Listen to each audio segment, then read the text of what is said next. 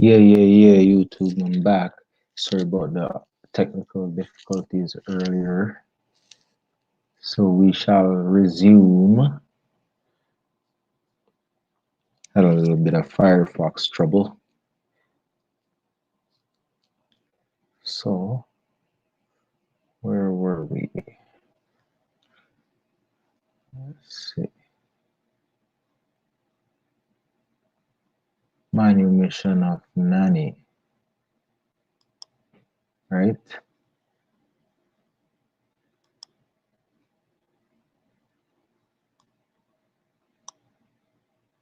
What do we got here?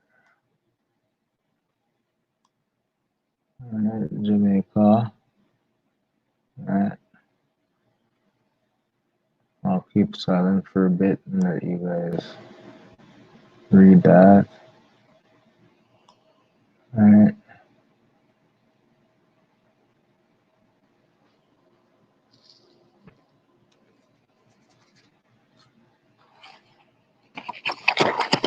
And then I'll go over it just because I know it's hard to read, but if I give the audience a little head start, then you can see I'm not making up the words.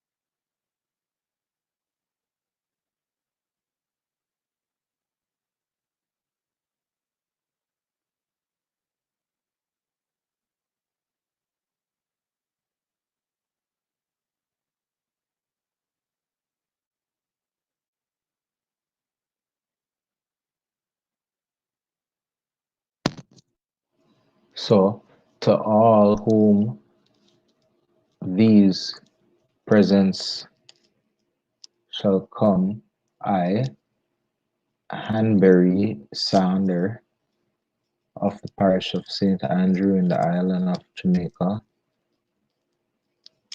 right? World right, right? As world right. Let's see that. World right for and in consideration of the sum of 5 shillings current money in Jamaica to the said Hanbury, right? Saunders Pestello, right? In hand paid by Alex J, right? Island planter at, right? So it's saying paid by Alex J Javier, right? Of the parish of Kingston in the same island, right? Planter at or before the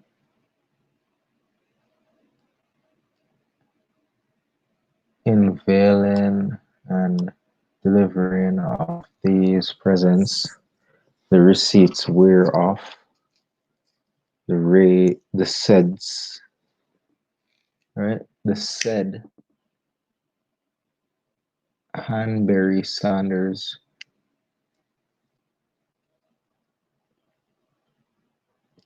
and then right there it looked like Pertello, but it could be Pestello too, because it could be an R or an S, the way how this little letter here where the tip of my mouse is written. So Saunders Pestello, I hereby acknowledge that manualized, enfranchised, realized, and forever set free, and by therefore presents that manualized, realized, and forever set free a Negro slave named Nanny, the daughter of Negro woman named Myrtillo, of and from all manner of servitude and slavery whatsoever which he the said Hon- Hanbury Saunders Pestel his hears assigns might or could have claimed, challenge, or demand of her the said Negro woman named Nanny, right? And also all the estate rights, title, interest, property claim, and demand whatsoever which he, the said Hanbury Saunders Pestel have or might have or claim of in and of the said Negro woman named Nanny, to have and to hold the said freedom hereby granted unto the said Negro woman named Nanny of her hears for right of her hears or and her. I think that's a and right there. And her hears, right? Forever, right? And her hears forever and said Hanbury Saunders Pestel his hears executors and administrators doth covenant promises and agree to and with the said Alex Flower his heir executors or and administrators by these presents that he the said Hamberry. No, it looks like Hamberry. Okay, I got it now. Hamberry, it's printed more clear, right? Hamberry Saunders Pestello, his heirs, executors, and administrators, and said Negro woman named Nanny, and her I and her issue ISSUE, right? They like to spell a big S with a small s when a word has two s's in it. This writer in particular, so he has her issues free and clear, right? CLER of and from all manner of slavery and servitude whatsoever against him the said Hambury Saunder Pestel, his heirs, executors, administrators, and agent, and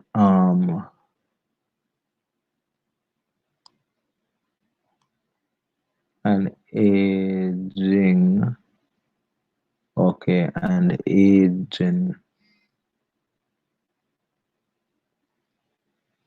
and agent.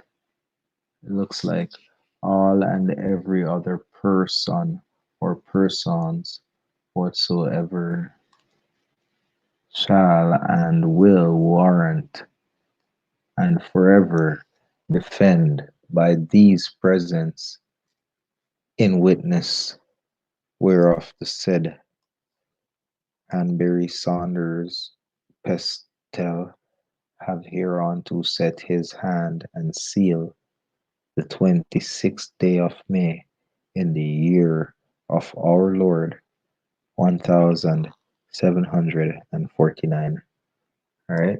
And here he signs and seals it. I mean, autographs and seals it. Right. His full name printed clearly. Seal. Right.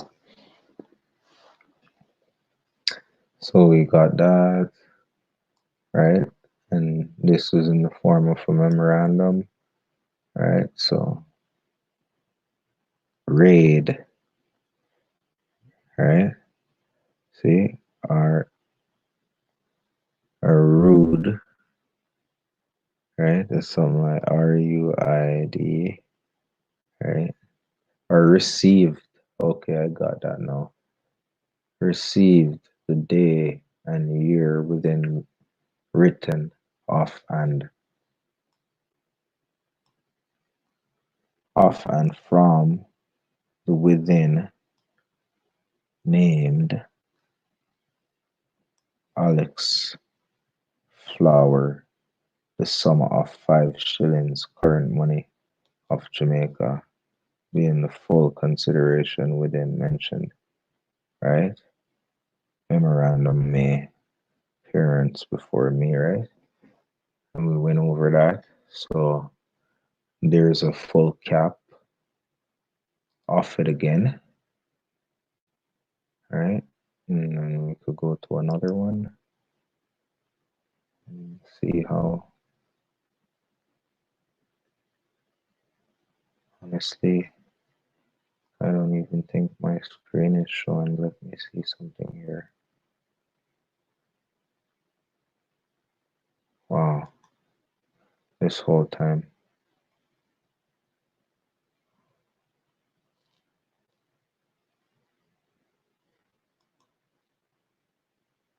So let's do this again.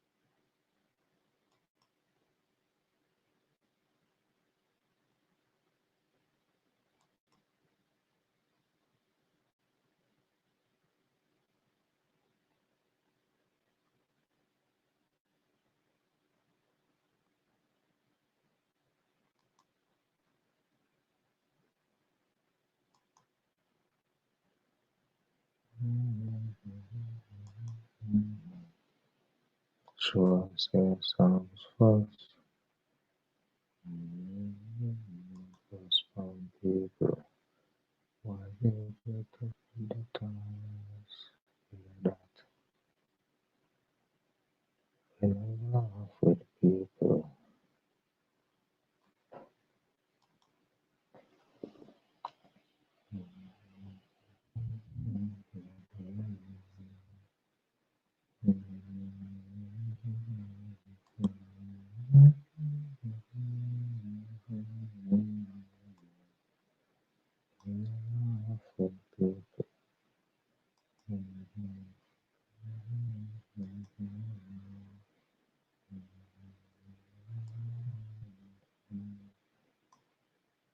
Okay, let's go over it again, people.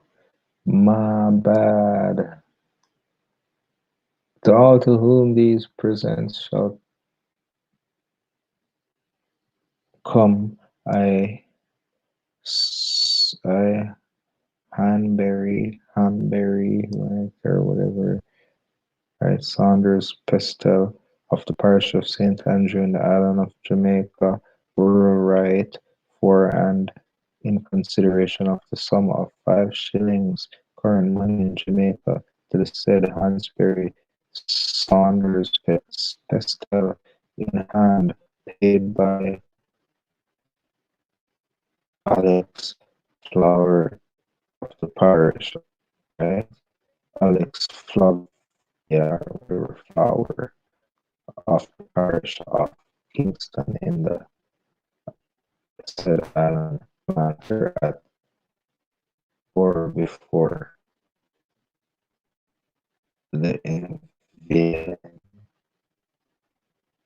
endeavory of these presents the receipt whereof the said, the said Henry Saunders Pestel do hereby acknowledge that anonymized, enfranchised, realized, and forever set free, and by these presents does monetize, release, and forever set free a Negro slave named Nanny, the daughter of a Negro woman named Mustilio or Murtillo, off and from all manner of servitude and slavery whatsoever which he, the said Henry Saunders Petit, and his assigns might or could have claim, challenge, or demand of her, the said Negro woman named Nanny, right? And also the estate right, title, inherent property claim, and demand whatsoever which he said Humphrey Saunders Pestel have or might have or claim of in and to the said Negro woman named Nanny to have and to hold the said freedom hereby granted unto the said Negro woman named Nanny and her ear forever, and said under Sanders Pestel his dear executors and administrators doth covenant, promise, and agree to and with the said Alex Flower his heirs, executors, and administrators by these presents that the said Hanbury Saunders Petit his heirs, executors, administrators, and the said Negro woman named Nanny and her issue free and bliss and free and clear of and from all manner of slavery and servitude whatsoever against him the said Humberry Saunders Pestel, his heirs, executors, administrators, and agencies, right? All and every other person or persons whatsoever shall and will warrant and forever defend by these presents, right, in witness. So this is a sealed memorandum, and it states forever that nobody should have would have any claims on her or her here or whatsoever, right? Commissioned by the crown. So here we have that one. We're gonna go into the next one.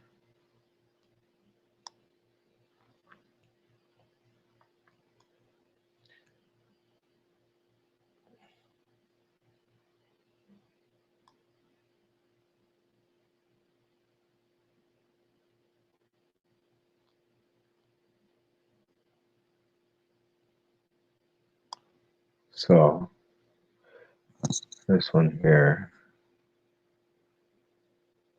Know all men by these presents that I, Riles,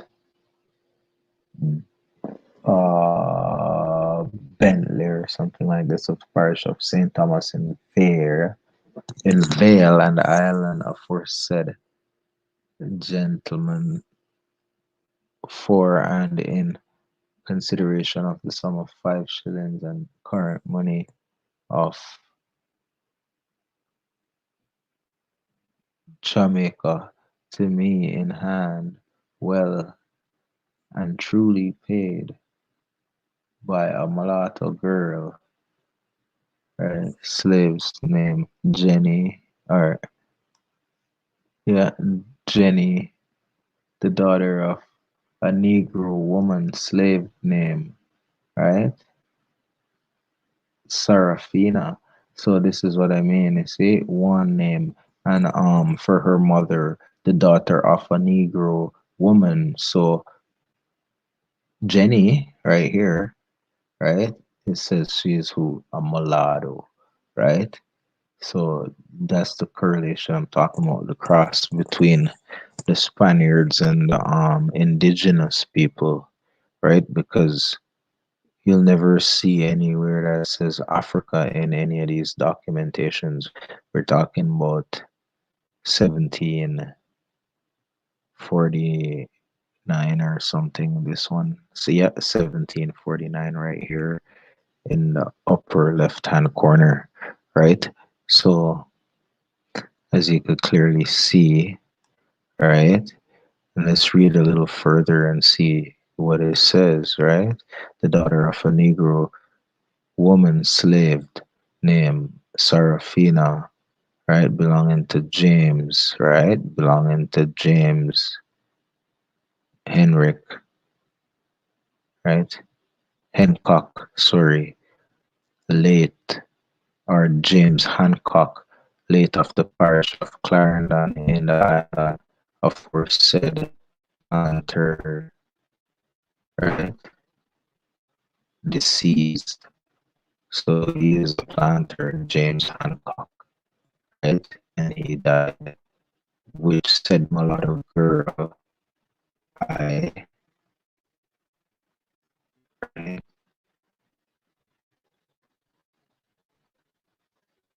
purchased I something est or what's this word here?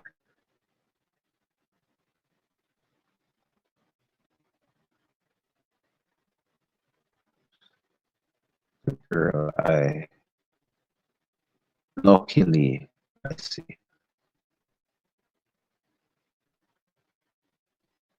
I luckily purchased from said James Hancock and Sarah his wife, right? As also for diverse other good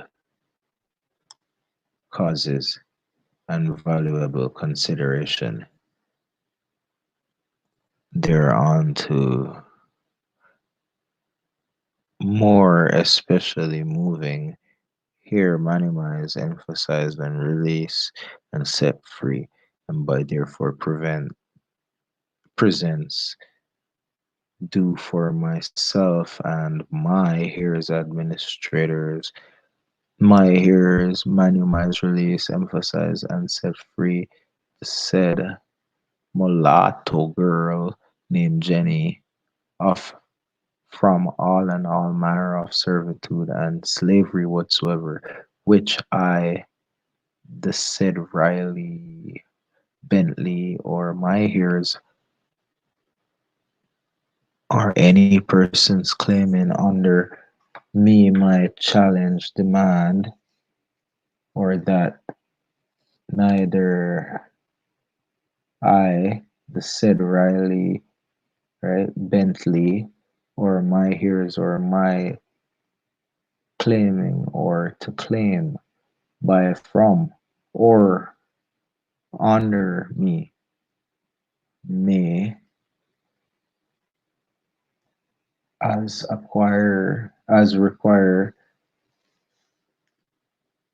challenge, claim, or demand any right or title of slavery or servitude of or from the said mulatto girl named Jenny, right? So you hear the terms that were stated, right? And of course, 5 pence, right? 5 pence. It seemed like in a period of time there was you could have been released from your indenture for 5 pence.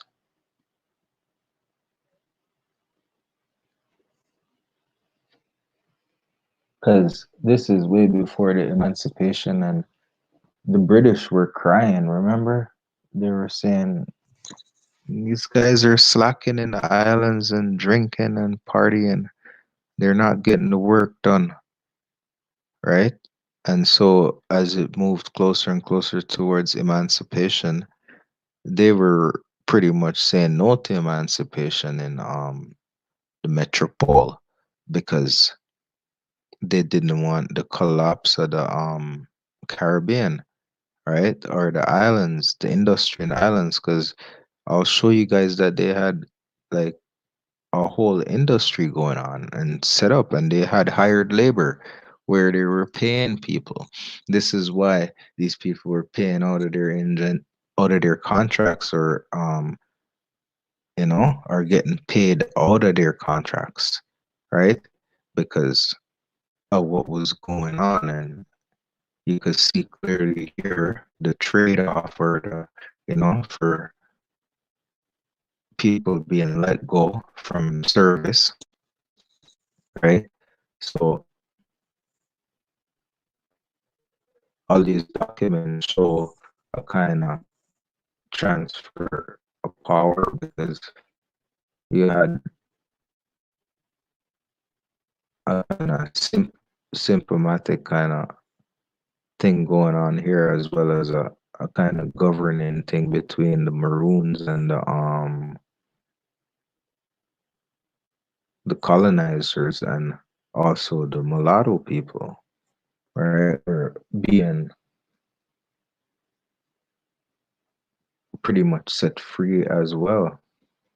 So that's why it stated at the beginning, free blacks and colors or mixed peoples, right? So here you got the same seal right here, Riles Bentley seal, right?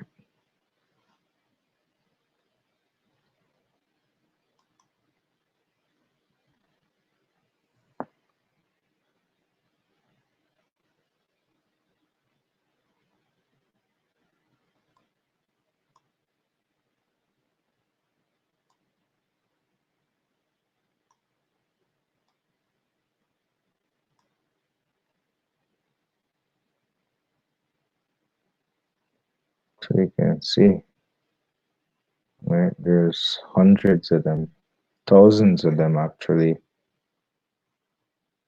right? Because 4 or 5 volumes, or the first 4 volumes were missing, right? So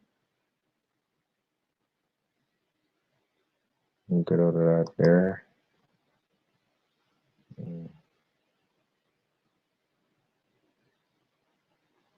Get out of that here.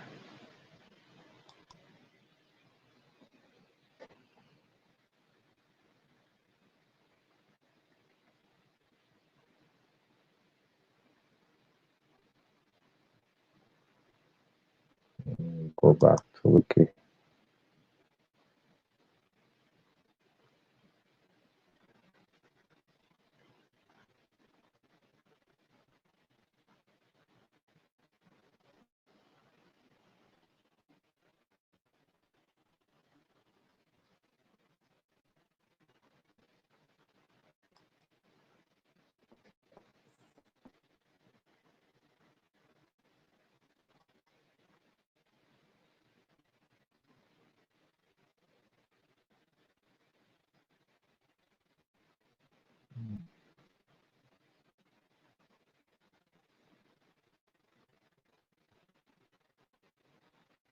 Mm, bookmark.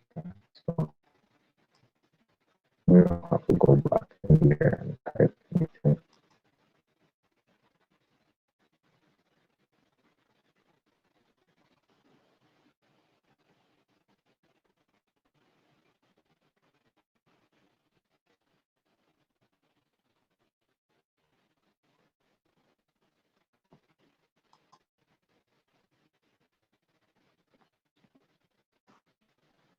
So we're back at Wikipedia, and this is the first hijack where we get African in there, right? This descendants of Africans, because nowhere in the records it ever said they were Africans, right? It only said Negroes, and we know if we're following along this whole time who the Negro was, right?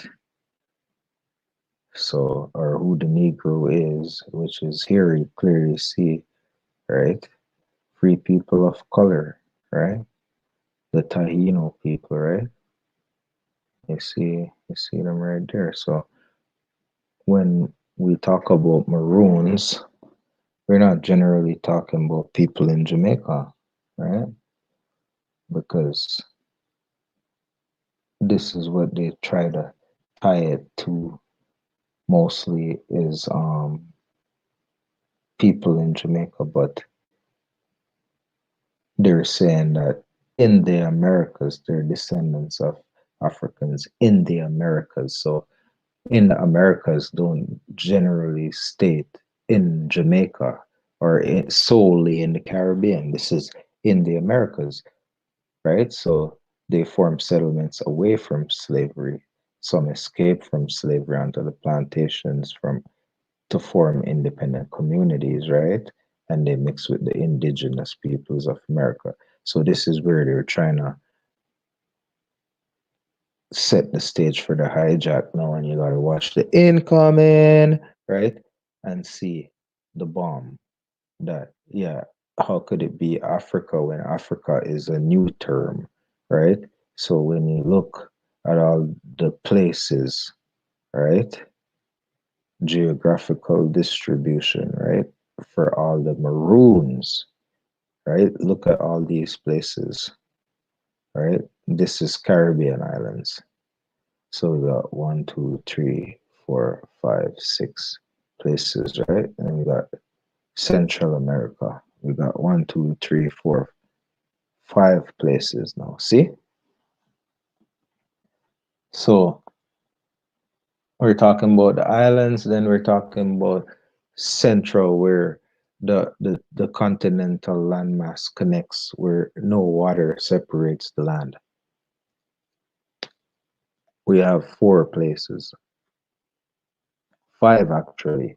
I forgot to count Panama because I didn't see it at the bottom of Nicaragua. Right? So we come to North America, right? And we're talking about maroons, right? We're talking about maroons. So we come to North America. What do we see there for North America? We got Mexico, Nova Scotia, right? That's all the way in eastern Canada, right? We got Florida, all the way in southwestern United States, south central United States, southeastern, I should say, United States, not western, southeastern to central United States, right? Or America, I should say, because United States is just the corporation occupying the landmass soil of America, right? And we know all about that whole structure and the one for the republic and the one for the just the corporate US and the US of America. So we know about the two different corporations. So yeah, when we talk about the mainland, right, up in the north, these are one, two, three, four, five, six places, right? Then we go down to South America, you got same five locations, right? So five, six, that's 11, right? Another five, right? 16 plus what? Six. So 21 locations all over the Americas.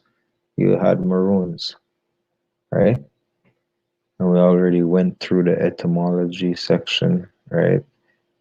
Right. And it talks about the American Spanish word, right? That means the Spaniards that were in America had a word for maroon named cimarron, right? And then the English came up with their Latin of the word called maroon, right? And the French had their saying of the word, right? Up here, right? French adjective, marron, right? Meaning fugitive, right? So we went through all that and how there were communities in the Great Dismal Swamp, which is in Florida, and we took a look at these people here, right, in Florida, right, and you could see woman and child, right, a little bit more clothes because they weren't barbarous people. They You could see these are natives of Florida that's dressed in cotton, right?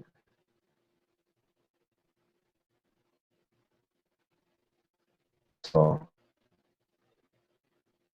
they ran away from their place of being because of what the things that were happening, right? So they had to get over here and go somewhere else. And this is the story of pretty much everybody around America that got free from the colonies and the colonizers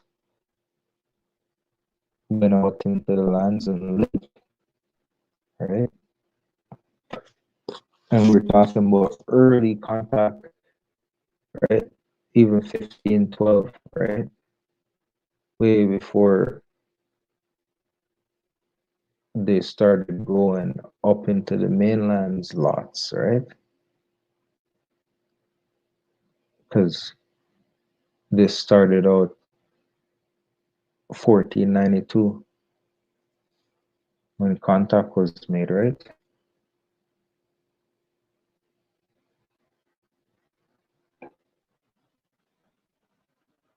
So, for a little recap, in the New World, as early as 1512, enslaved Africans escaped from the dodged the hijack, right? Escaped from the Spanish captors and either joined indigenous people, right?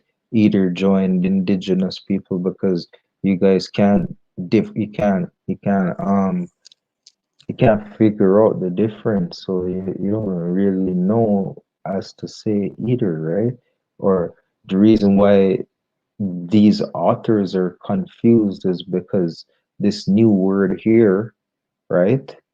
And the lie that was told about this new place here that actually connects to Asia, which we weren't really as much in that landmass at the time of contact.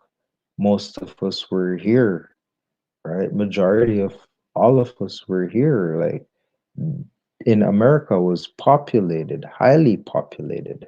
It was just a different it was just like a different culture mirroring the Eastern culture, right? Because over there they had patriarchy, over here we had matriarchy. So we were happening at the same time, but they wanted to come in and pretty much dominated this part of the world, right? With their culture overriding our culture.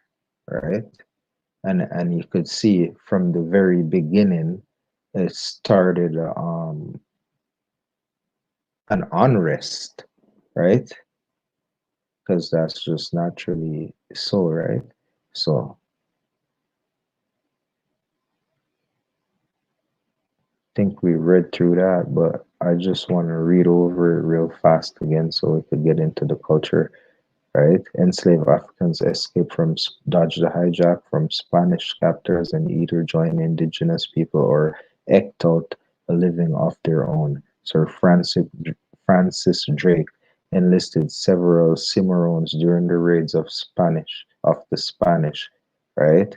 So several runaways during the raids on the Spanish, right? So that's important too, because when they were trying to conquer the Spanish, so you see, was an English sea captain, pirate, or slave trader, right? So this guy, a slave trader, right? A naval officer, an explorer of Elizabethan era, Drake carried out the second circumnavigation of the world, right? In a single expedition from 1577. So in 3 years, he circled around the whole loop of the inner world there pretty much. So he would have went to North America, South America, Caribbean, back to South Africa, maybe around there to Australia, India, back down to Madagascar, to South Africa, to all the way back around the coast or the bottom of South Africa here, all the way around to the west coast of Africa, all the way up back to Spain and Ireland, right? In 3 years, he completed that mission. But right, he was a what? A pirateer. I mean, he used to loot, rob the Spanish ships and, and other traders, right? Pirate, right? Pirate again, pirateer and a pirate. So he used to have pirates, like roll with pirates, because he's a pirate, right? And a slave trader. So he used to trade people as well, right? Or buy people maybe because he if he was a trader and he was trading runaways, right? And he enlisted them during his raids on Spain. That means they were his friends. So here we got 1810 a claim of a Maroon raid on the Drumley Estate, Jamaica. So I think this is in different correlation to the Maroons working with the British against other Maroons. So it's not the picture I was thinking that it would have been, where he might have had people at work against the Spanish, the Spaniards, right? So this Englishman here, right, had us fighting with them against the Spanish. So that is very interesting. As early as 1655, right? So okay, that's a different paragraph. So don't early, but when he was written in Spanish, that was when 15, right? On his expedition. So this was his expeditions time period. So when he was doing all the raiding in those 3 years, and this is not even 1600 yet, right? This is going up to the conquest of the takeover from the Spanish, right? So he was already working for years, right, leading up to the takeover, to working using indigenous peoples, right, as his fighters, right? But they're calling them runaway, right? He enlisted several runaway, right, as early as 1655.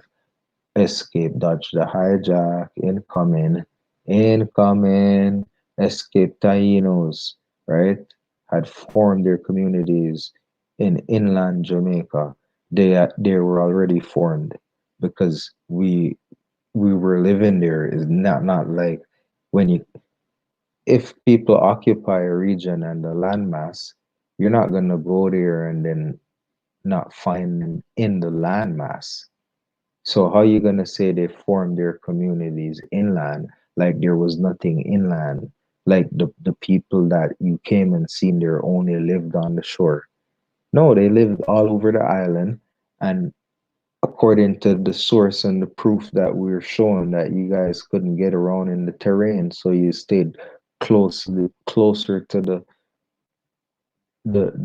ports and the wharfs, right? Because that's where majority of the work was done, right? So we got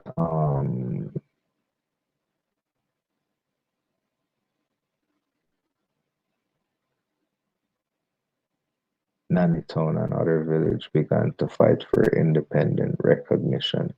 So there you go again. And this is when you're talking about Nanny and they starting to fight for recognition.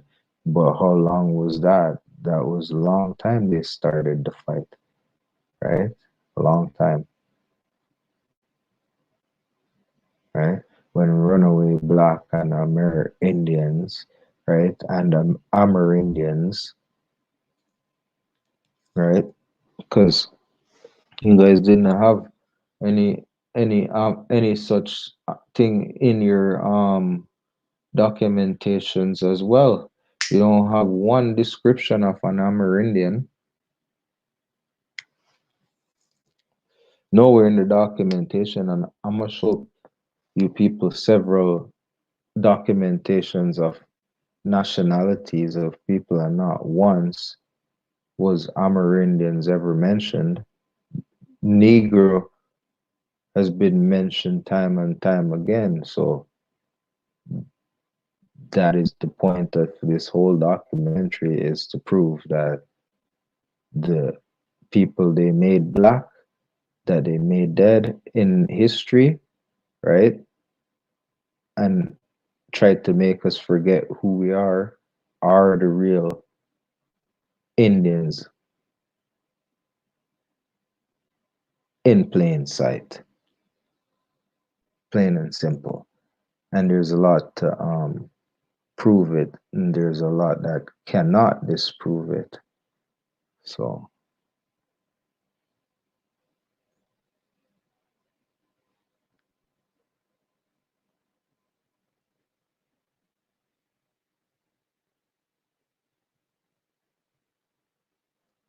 yeah, they did face great odds against their surviving attacks by hostile colonists, obtaining food for substance living. We always had food, as you guys seen in the video that the two brothers did, right? And they showed you them guys picking fruits, going through the trail, and the one guy stopped and started to pick apples. So there's food all over Jamaica. Like the vegetation is vast. Like just look at this picture, for example, right? And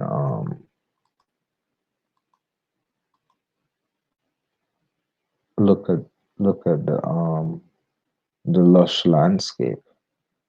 Right? All these trees are fruit trees. They're not just um, wild oak trees that don't bear fruit. They're majority fruit trees.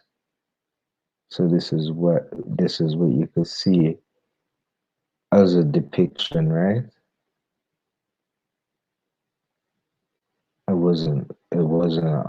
It's an untouched landscape. Like they didn't have bulldozers and tractors and hardly any mules and like cows or any kind of steer to like get a lot of work done in these islands to like reform it in those times. And we were more naturally inclined to the land, so we wouldn't be trying to reform. The most we would be doing is cutting down trees like you see here, right? To get lumber, to make houses and to make weaponry and other stuff, right? So we'll move on.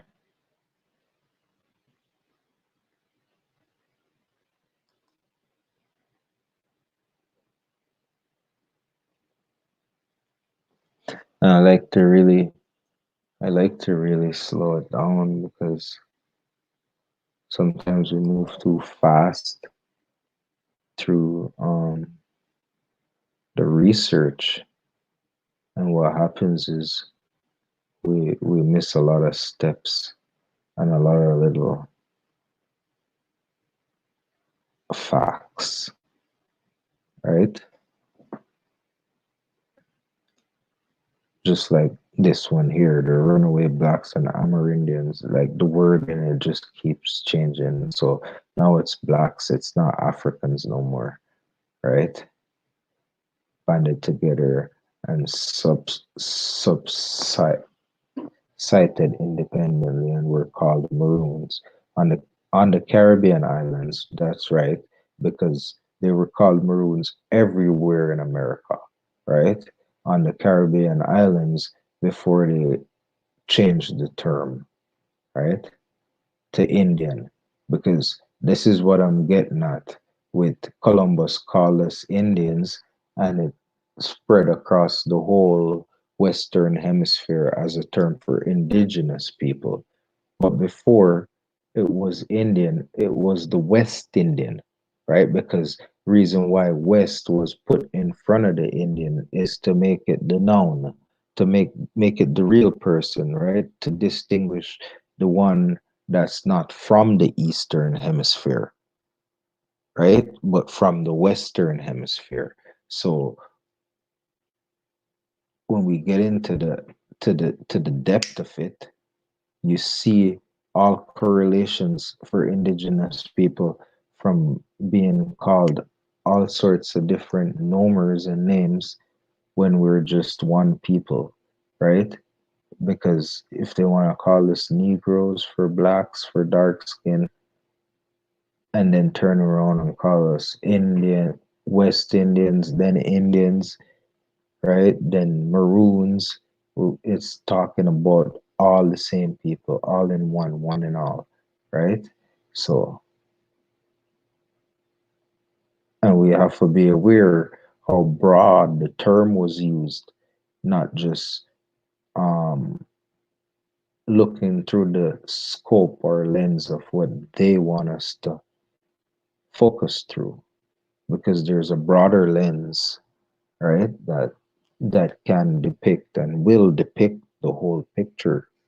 So we cannot just look at the one side of the story or the one side of the coin, because there's always the next half that has to be told to make everything whole,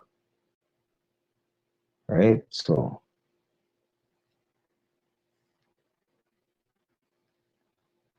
as planters took over more and more land for crops, the Maroons began to lose ground on small islands, right? So see, you can see exactly what they're doing. They're taking over the grounds for trying to plant, to bring in a form of agriculture to plant their crops, right? And we were already living on the land, and we had trees located on the land that would bring forth fruits. when you have people come into an area and cut down trees that's been feeding people for years, it really kind of stunt the growth of the community. And now what was once sustaining is is now lacking, right? So and that becomes a problem because now we have to find other means when there was already means provided.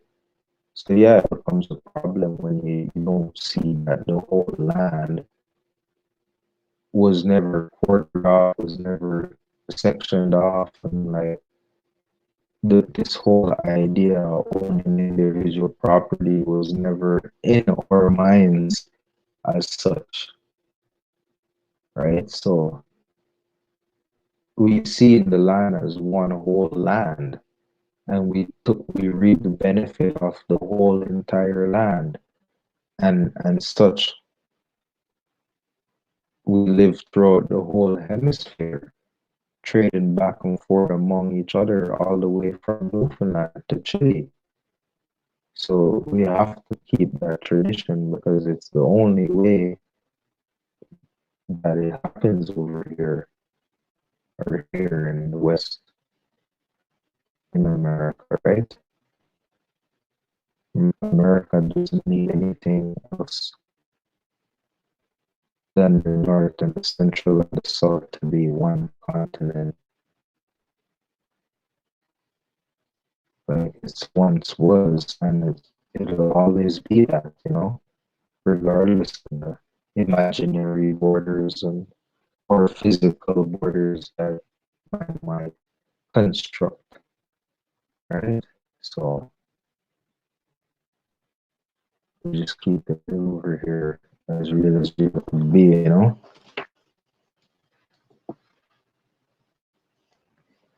Only on some of the larger islands, the organized maroon communities able to thrive on growing crops and hunting were here.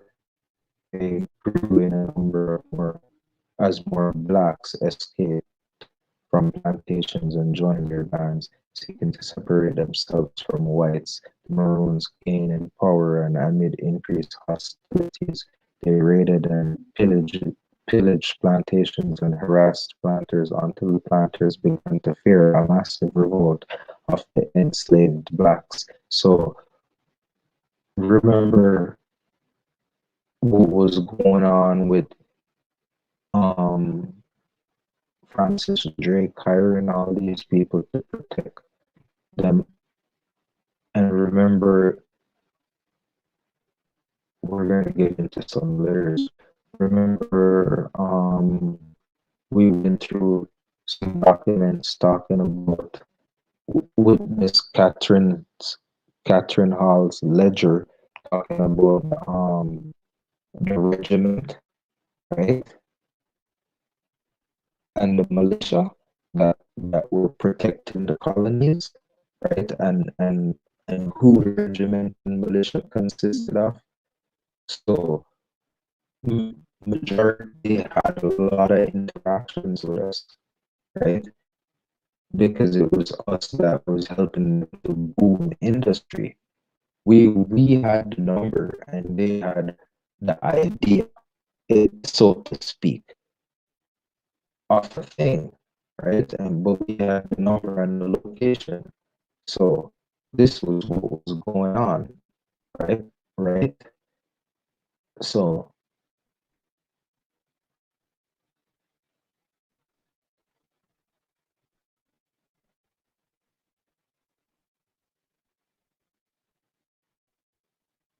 they knew about people living in the hills and everything, and they were just trying to overstep the boundaries, right, of claiming property. So if if you come to a place and somebody own it, you can't just take it over. You gotta attain it lawfully, or it has to be given onto you. And that didn't happen in history according to what we're seeing.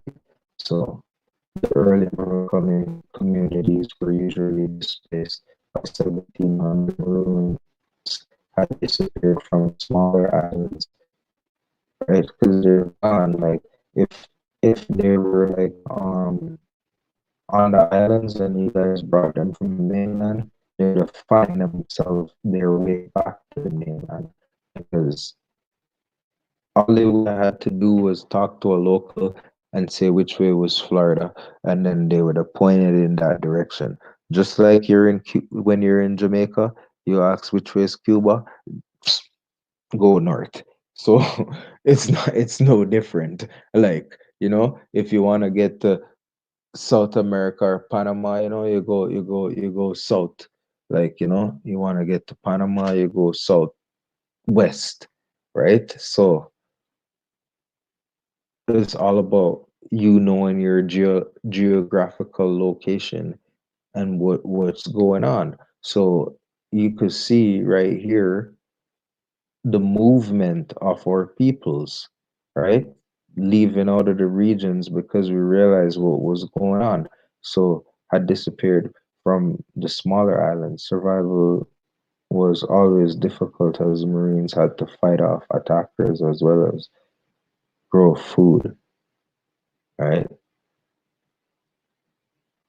We never had to really worry about the food. Trust me, I know that. What was worrisome is all the violence, right? One of the most influential Maroons was Makandal, right? He was an ancient Maroon leader in Haiti.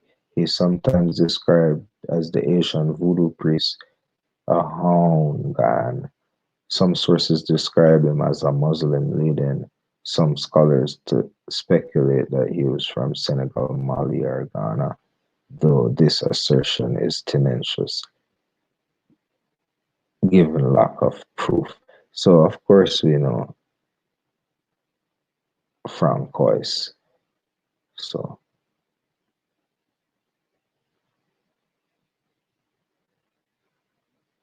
and they probably named him that. His name is probably Makan, Maka, right? Makandal, right? Which is another short for Maka, right? Which means thorn, right? A hongan. So it's a priest in the voodoo, the authority to order other places. So we know we might have some roots to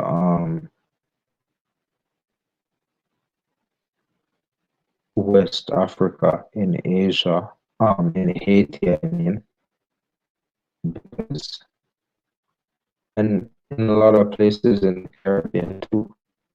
But when we talk about that, we gotta always remember that a lot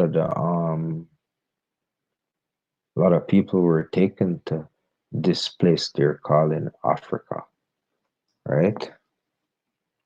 A lot of people were taken there, right? I'm not discrediting that there might have been a lot of dark skinned people there too, but there's no way that I'm gonna refute the fact and the truth about America being filled with the copper colored skinned people, right? So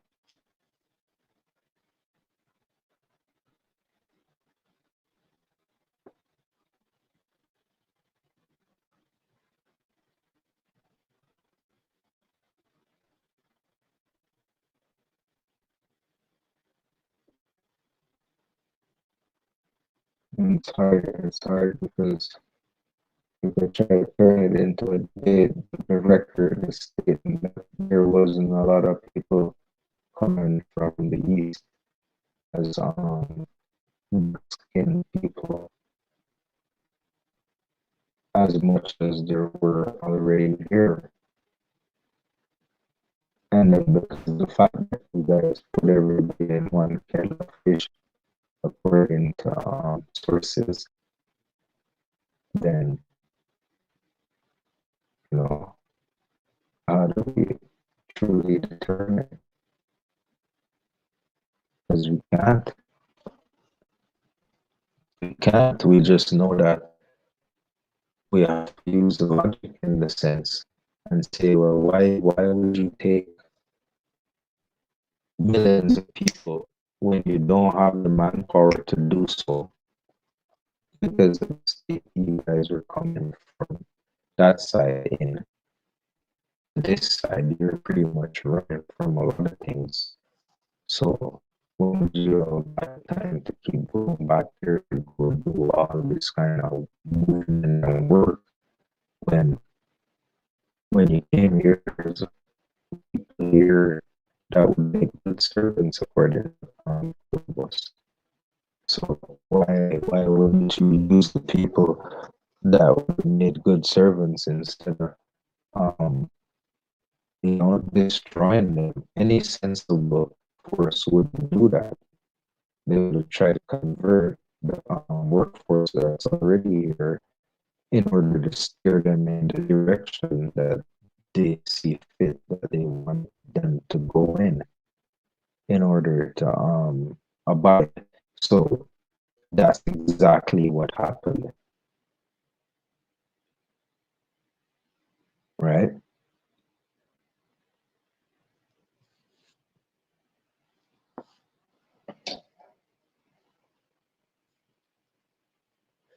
And then because of the overwhelmingly populated region, because the record state, but I don't have the source right now, that upon contact across the whole America was well over 300 million people, right? And they're trying to use disease as the reason for the displacement of the number. But we know that couldn't be because they wouldn't have lost either if their numbers were fewer, right? And if they were already dying from the diseases they were running from, it wouldn't have made them immune either. So we can't we can't take take that and run with it because it's just not sufficient. It's just not enough to say how you eradicate almost 300 million people with not even 10 million, right? As you go to 10% of that, and you need 30 million. So you're talking about a real zillion people that knew their region pretty well, that dominated it for thousands of years before colonizers came. So have um how would it have been so easy to infiltrate, right? It wouldn't have been easy to just infiltrate with war, right?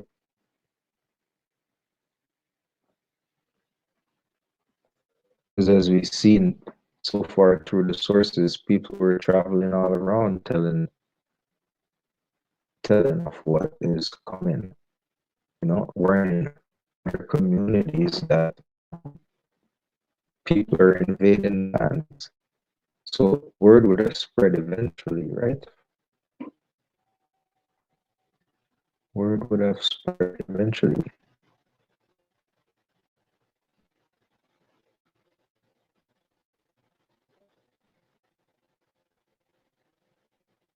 and everybody would have teamed up, and then it would have been like a world war thing. So they wouldn't want that. They wouldn't. It wouldn't have resulted to over 40% of the Spanish male population having Taino women as wives. It wouldn't have resulted in that, you know.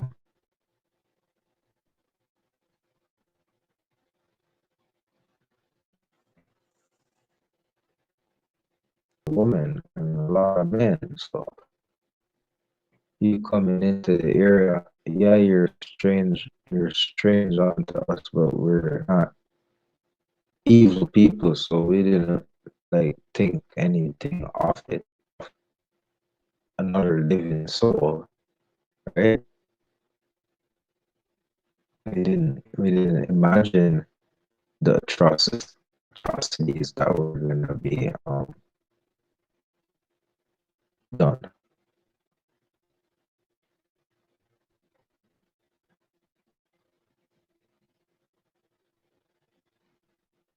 So all things have to be paid in the end. All debts have to be paid, you know. So that's what it is in life, you know. And in the end, you have to pay the ultimate debt, because that's just life, right? But nothing goes unpaid in life. So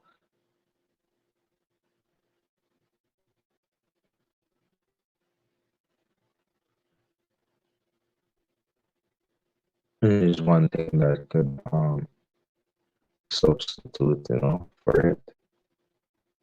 It's, you know, acknowledgement, you know, acknowledge, acknowledge us, and that should settle the debt.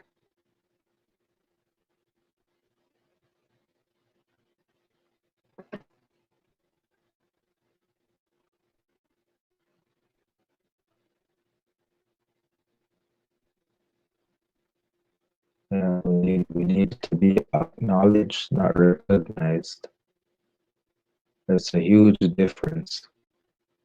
So I don't want you to recognize me. I want you to acknowledge me so that you know that I know. We're good. That means you don't get in my way and you don't infringe, and we could all keep the peace and behave ourselves, and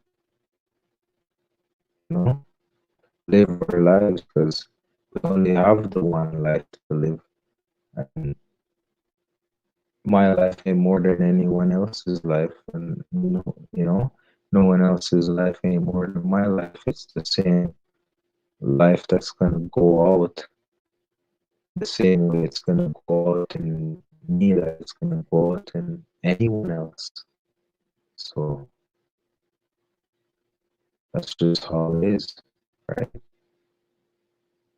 Just how it is.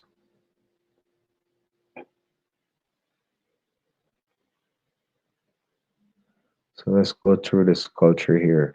Enslaved peoples escape frequently within the first generation of their arrival from Africa and often preserve their African language and much of their culture and religion.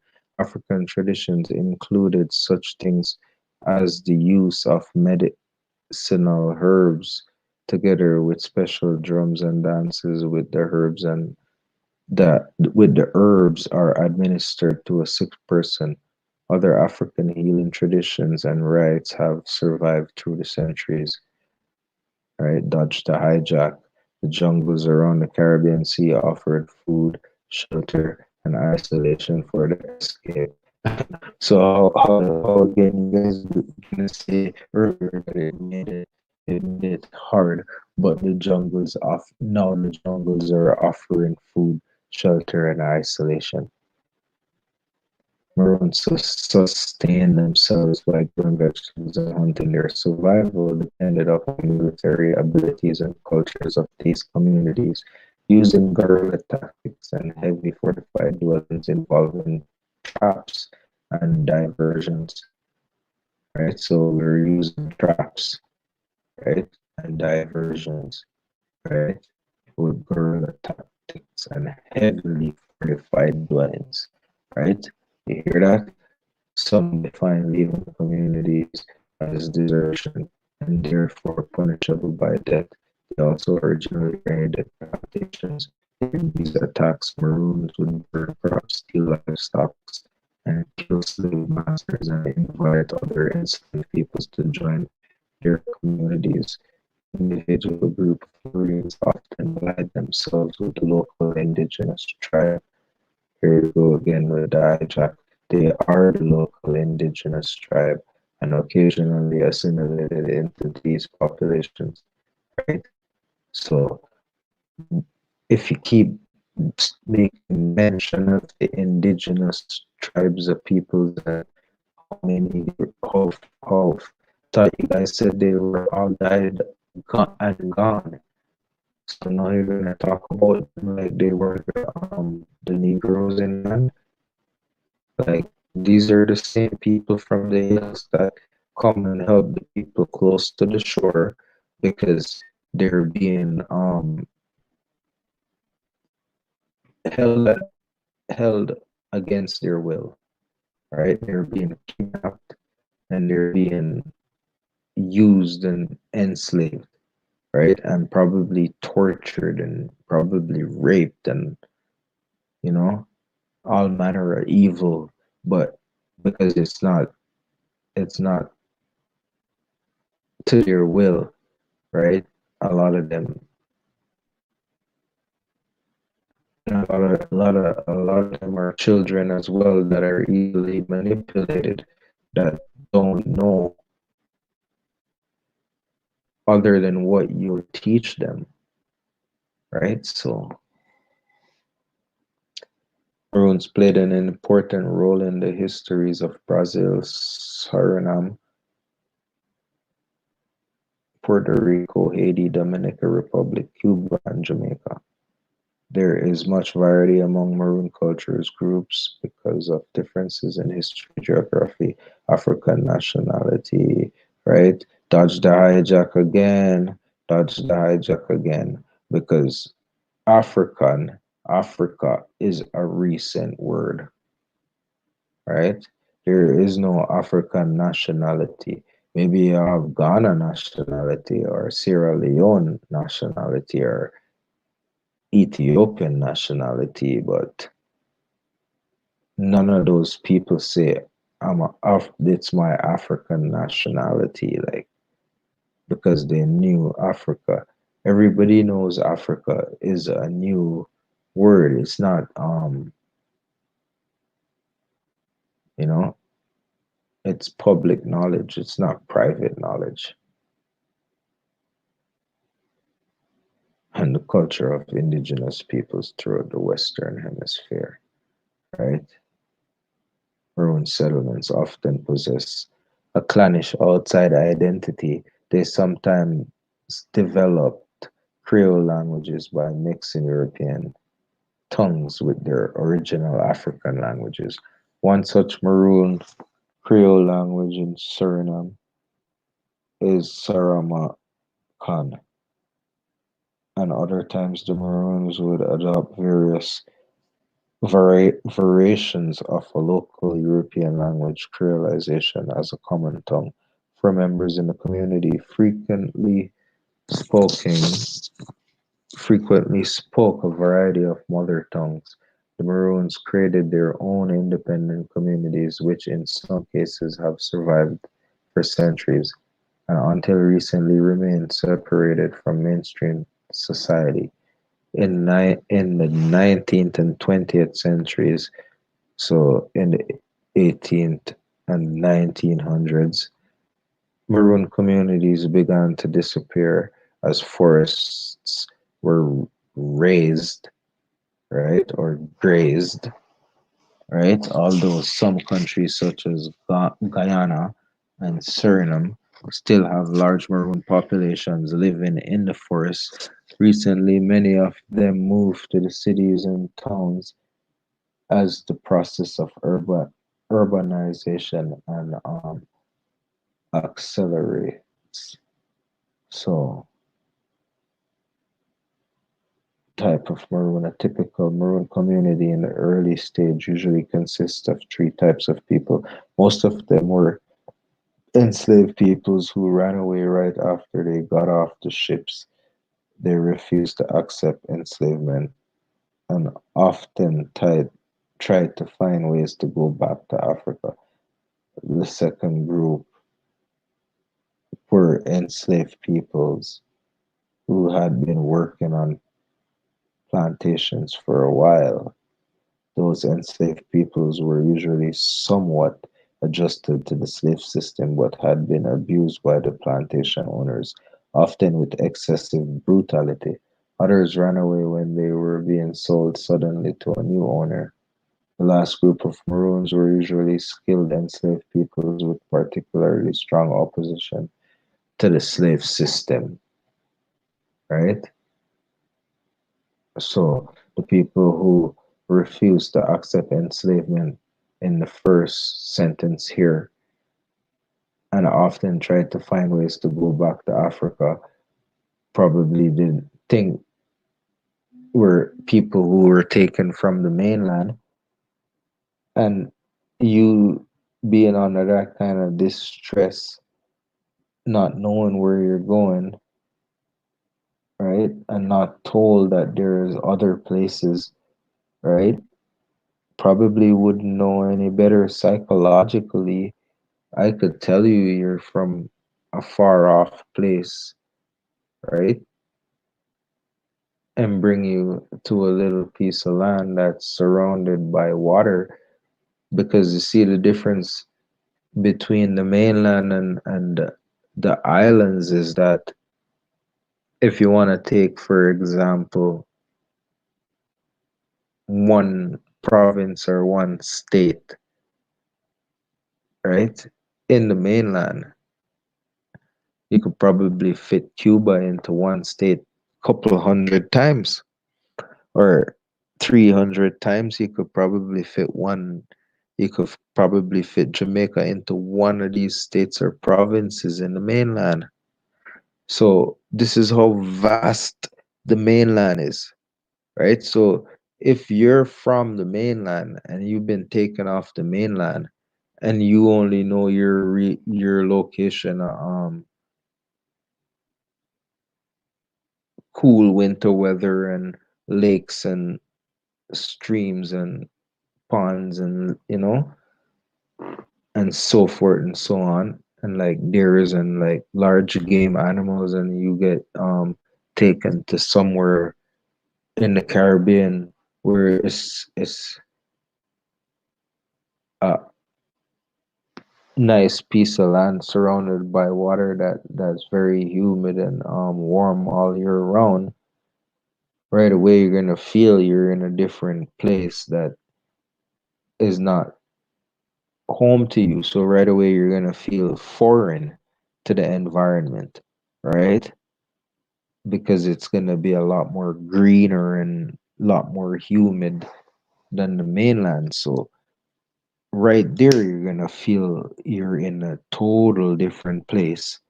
If you never known about the Caribbean growing up in the mainland, right? If you didn't hear stories about it, you wouldn't know that you're coming off the mainland. You would think your captors took you to a different world.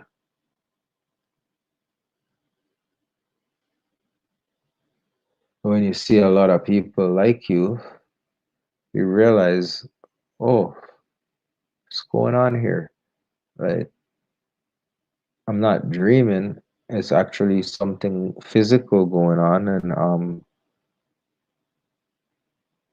if I don't subject myself to it, then I could actually try to break free from it.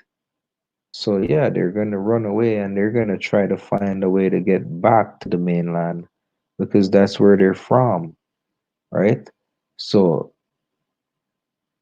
you have to learn how to dodge the hijack. because when you're talking about um even 20th century, right? As late 20th century or so, middle 20th century, right? Or 18th century, I should say.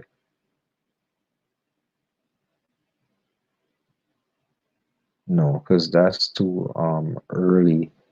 It'll be probably 19th century where the word Africa came about, right? In the 1800s, right? Because before 19th century, you wouldn't have find that word nowhere in anybody's tongue, right? Maybe Afrikaner or whatever from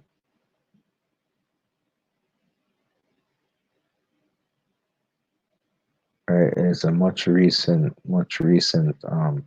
term for the landmass, right? That's why you can't find it in the Bible or anything.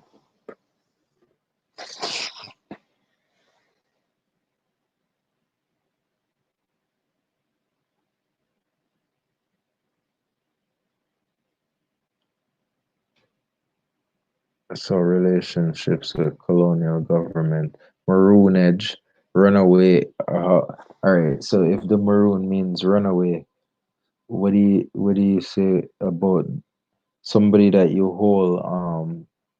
You call a hostage, right? Somebody that run away. What do you call them? A maroonage, a runaway edge, or a fugitive? I don't know.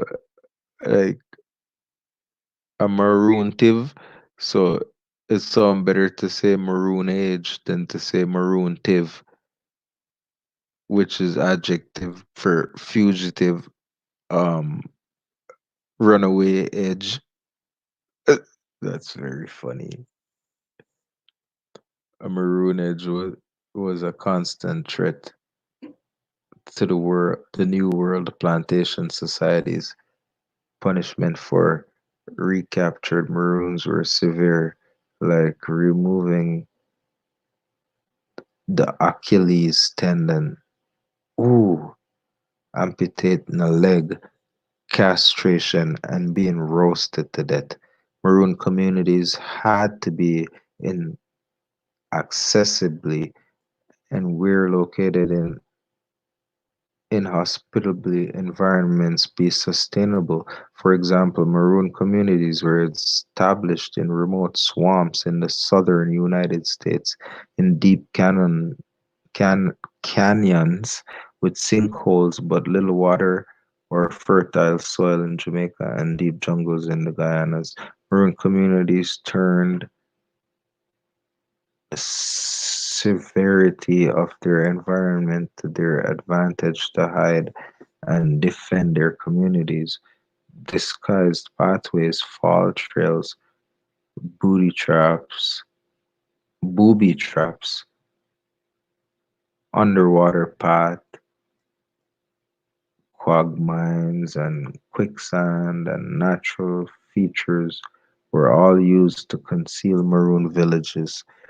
Maroon men utilize exemplary guerrilla warfare skills to fight their European enemies. Nani, the famous Jamaican Maroon, developed guerrilla warfare tactics that are still used today in many militaries around the world. Wow. You see, I told you guys about the camouflage. Nani, the famous Jamaican Maroon, Queen Nanny, developed guerrilla warfare tactics. Okay? Who's the guerrillas? Who's the guerrillas? Right? Right? Who's the guerrillas? South American guerrillas. Yeah.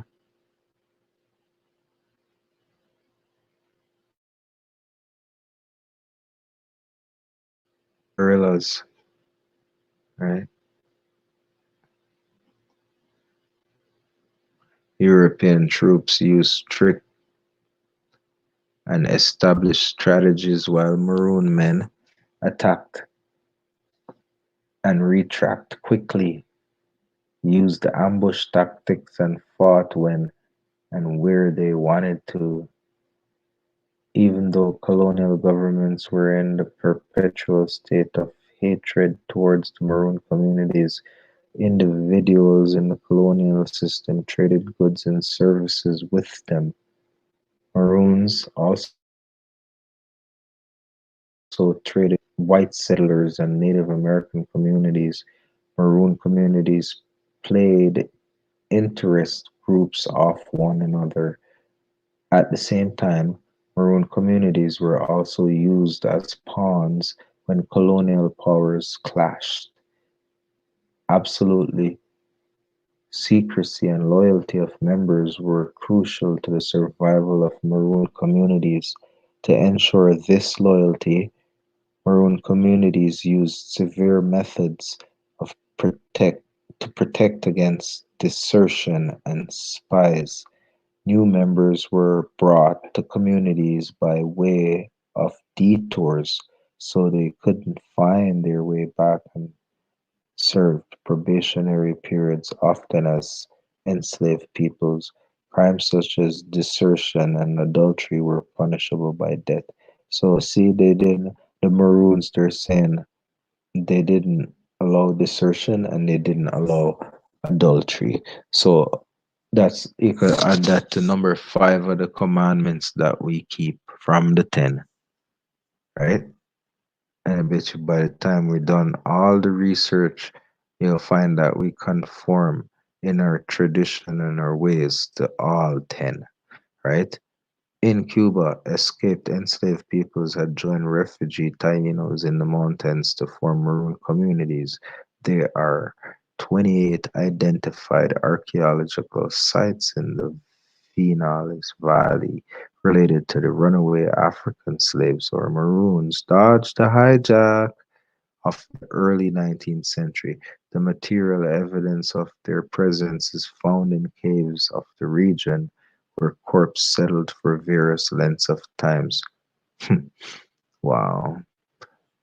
And so they're saying they're finding presence of them in the caves because that's one thing that is not really spoke of. All the hieroglyphs prior to what we read that were found all over in the caves because they don't like to talk about the under Jamaica system or the underground railroad US system. So all there is on top of Jamaica, there's on the seas and the rivers of Jamaica, and there is also underneath Jamaica. Okay, those are all the three places you could go when you're in Jamaica. Okay, so there's a system of caves that go all the way through the island, and only indigenous people know about it. So, anyways, oral tradition tells the Maroons they took refuge on the slopes of the Mogotis and in the caves. Vinales Municipal Museum has archaeological exhibits that depict the life of runaway slaves and deduced through archaeological research cultural traditions reenacted during the Semana de la Cultural or de la Cultura Week of Culture celebrate the town's founding in 1607. Dominica, St. Lucia, and St. Vincent. Similar Maroon communities develop on islands across the Caribbean, such as those of the Garifuna people, right? Many of the Garifuna were developed to the mainland, right? Garifuna are a mixed African indigenous people originally from the Caribbean of Saint Vincent who speak the Garifuna dialect of the Arawakan language. So here they go again, dodge the hijack, a mixed African and indigenous people. No, the Garifuna are straight indigenous people to Saint Vincent, straight. They have no mixture of what you're trying to use this new term. Maybe a few people, right? And we have to question the complexion if they're coming from this region of Asia that they name Africa. Okay? Because we gotta get the clear picture into the children's head about Eastern Hemisphere and Western Hemisphere. Because we're talking about geological locations of places, and we can't separate them as they are today with many borders that they weren't once with, right? Meaning that we never had all them borders once in a time, once upon a time. So because once upon a time we didn't have those borders, it means that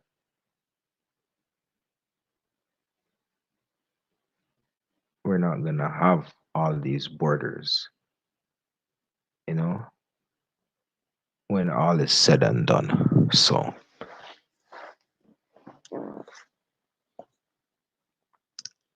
many of the Garifuna were deported to the mainland, where some eventually settled along the Mosquito Coast or in Belize, right?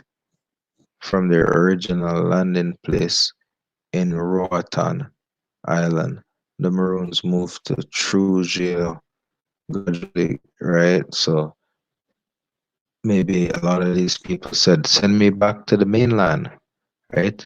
Many, because like I say, if they were coming off a ship, right, and they ended up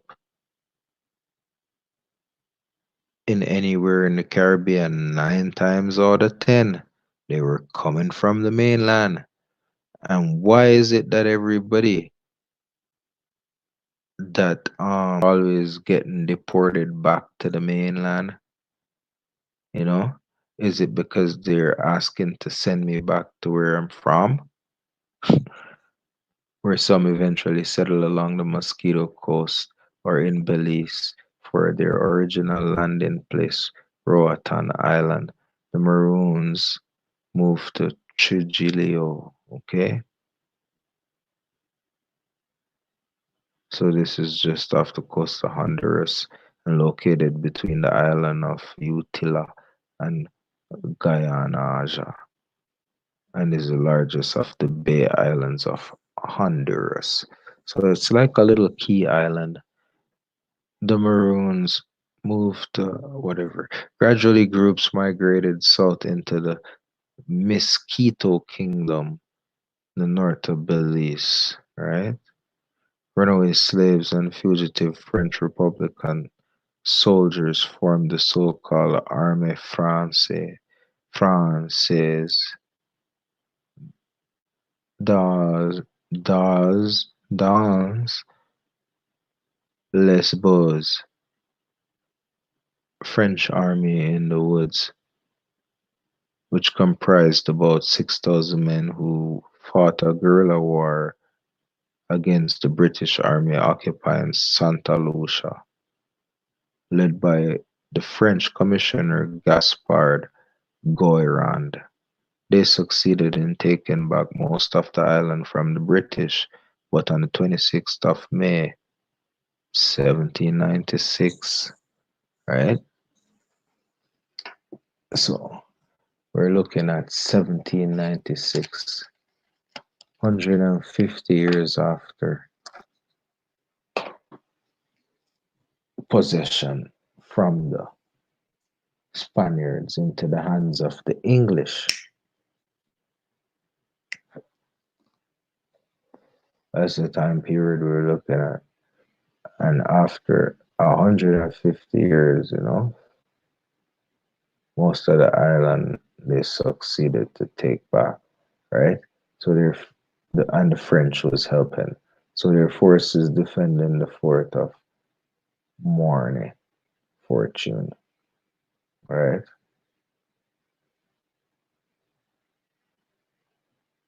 Was located south of Castries, St. Lucia in the West Indies.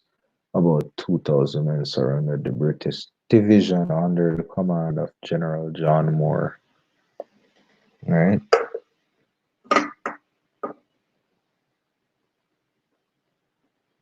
After the capitulation, over 25,000 prisoners of war, mostly black or mixed race, dodged the hijack again, dodged the hijack, right? As well as 99 women and children were transported from St. Lucia to Portchester Castle and then Dominican Republic. American maroonage began in Spain colony on the island of Hispaniola, right? So they're saying it began in Spain colony, right?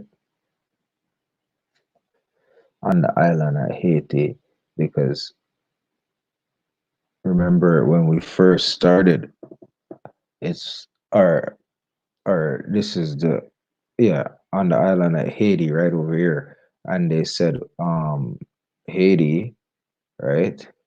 This side, this whole Hispaniola had 3 million people when they first made contact. The second time they made contact or whatever. Because when they made contact and they counted, it was 2 million. And then the second time they counted, it was 3 million, according to them. So we want to know what happened to all them people just in Haiti alone after the capitulation. Whatever, we know what they did. So Governor Nicolas de Ovando was already complaining of escaped slaves and their interactions with the Taino Indians by 1503. So we're talking about 1492 to 1503. That's 11 years. He's complaining about interactions, right? Because this is the 100-year span now from when, remember, they're thieving everywhere, people from everywhere from the Amazon. So now, and the mainland. So now they're complaining about the people from the mainland interacting with the indigenous island people and joining up forces. Right? Maroons joined the natives with their wars against the Spanish and hid the rebel chiefman Enriquillo and Bohoruco Mount in the Bohoruco Mountains when Archdeacon Alonso de Castro toured Hispaniola in 1542. He estimated the Maroon population at 2 to 3,000 persons.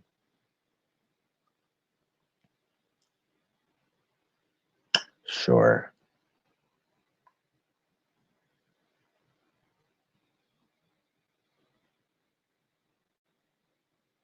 The French encountered many forms of slaves resistance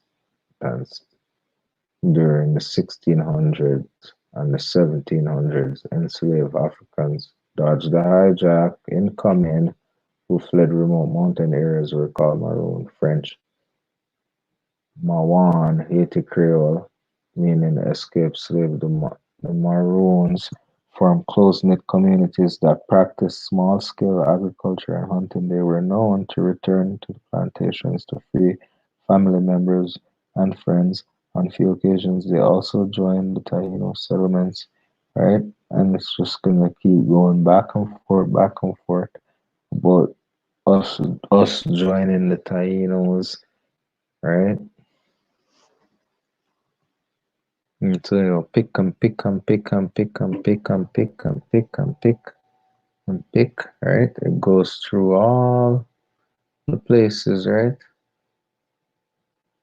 And bam, what do you see here? That photograph. That photograph I told you guys, right?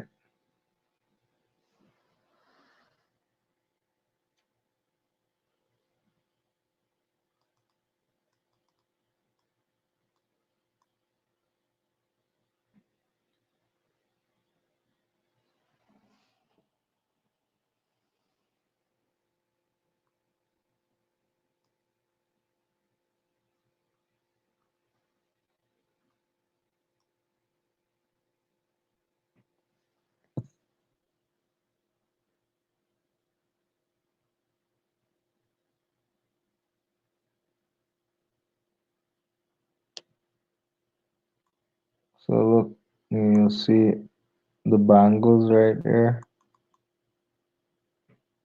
Too bad I can't get a good zoom on it. I'm trying to double click on it, but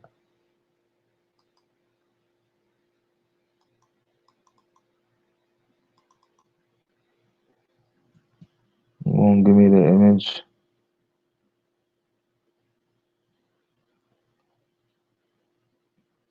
Because what I wanted to show was the bangles of gold and how these people could be runaway slaves if they have gold on their hand. Like, see this guy don't have no chains on his feet, no chains on their feet. This can't be a shackle because I have three bands, right? He's just wearing two bangles on his wrist right here. And just see, the boys are wearing two bangles and the girl, uh, or if this is a woman here, right? We're not sure. Look more like a man and a brother, like four brothers, right? And you see, he has three bangles there. So there you have that picture. Oh, it was showed in the film earlier,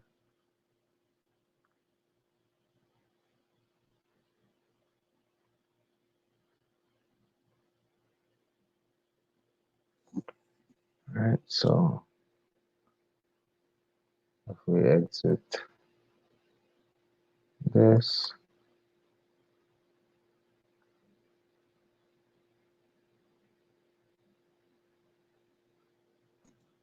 go down here,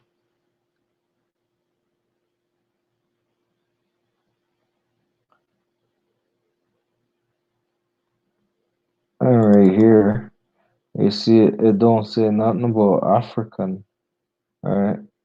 It's just maroon men, because you can't determine if these are Africans or indigenous, but you could clearly see that they're indigenous because they ain't wearing no, they're fully um what do you say, adapted to the environment around them, right? They're fully adjusted, right? Fully adjusted,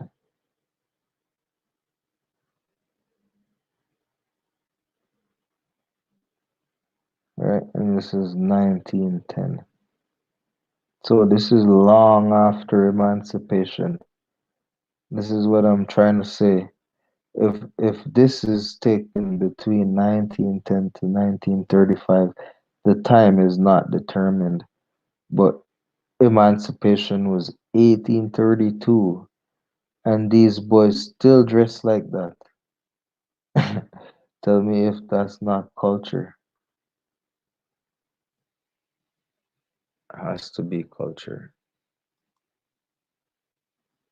right? It's the same way you see in the picture in the same documentary when them boys went to Jamaica earlier, when they were showing the pictures of the natives and the Europeans in treaty. They were dressed the same way, right? So here's all the links and all the references and all the sources, right?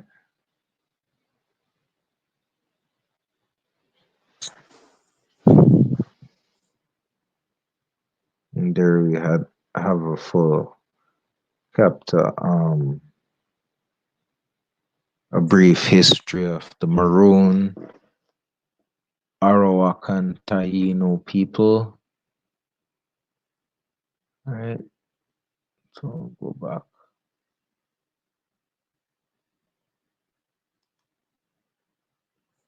for here.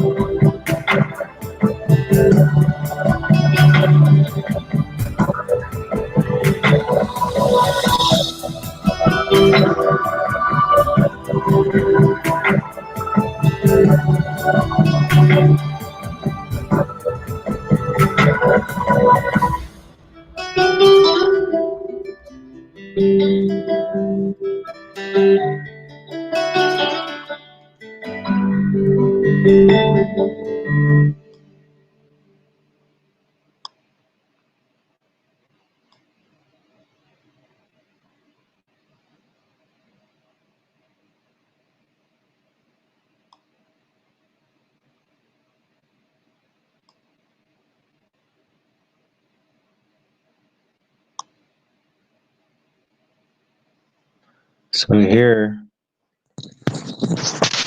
we have a changing of name, right?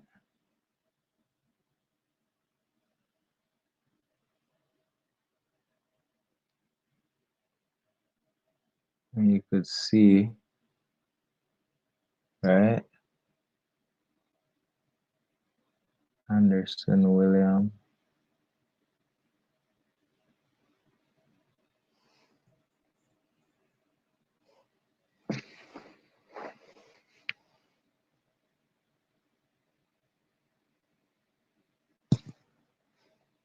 Right.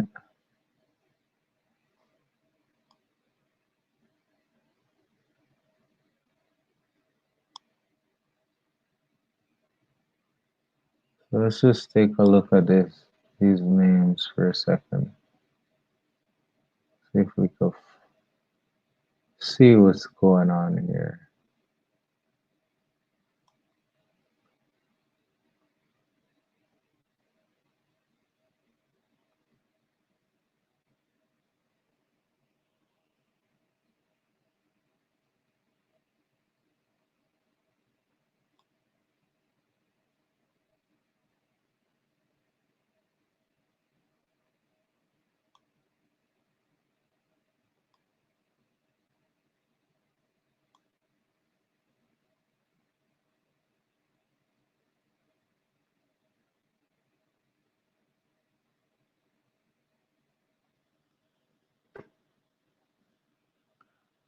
Alexander Beck,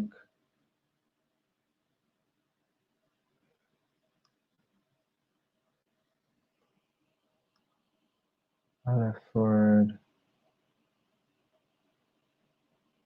Anne, Tamarian, Brown, right? Allwood Anne, Tamarian Brown, Angeline Wilt, to John and Maria, right?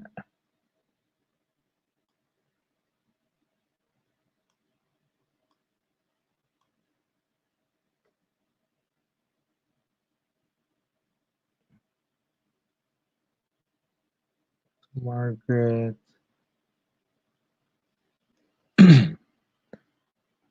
Tip, Tissy or Tiffy to Margaret,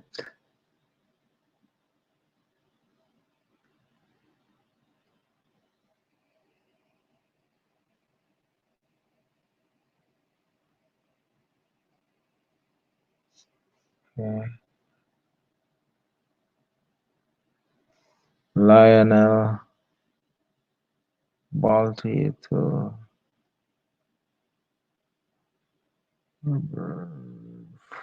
Francis, Floyd Edward to JC, Henry to Penny,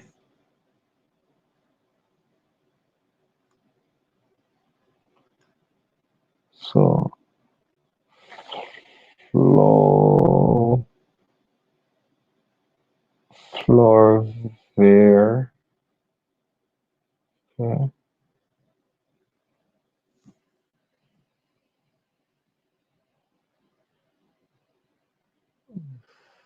Floyd Edward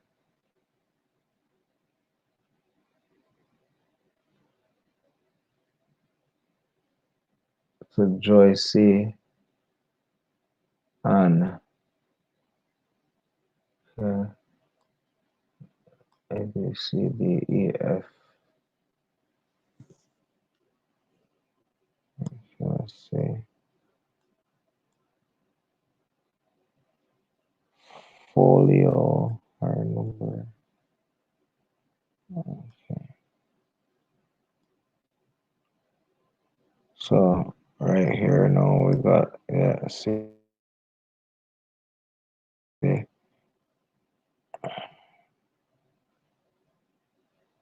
Section B. So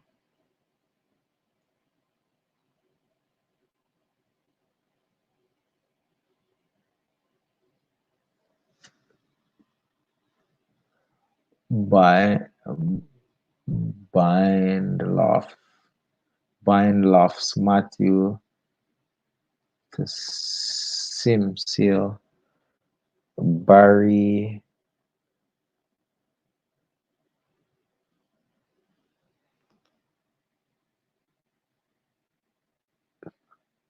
to Johnny Mulatto Child, Beckford, Win to Nancy and her,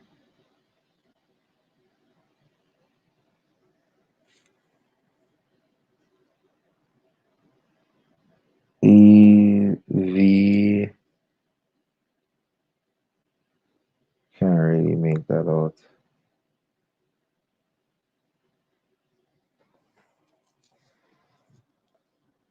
And their ever childhood, I don't know.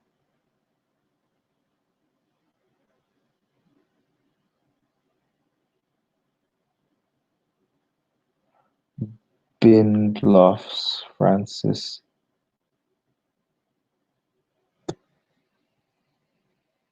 to Nest or Nest or whatever. John to Baldy James, Baldy John to Baldy James, John Baldy to James Baldy.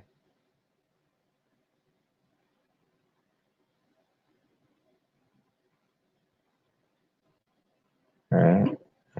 Wonder if no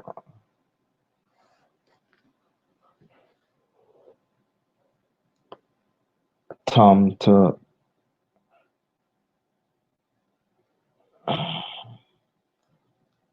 Patty Brown,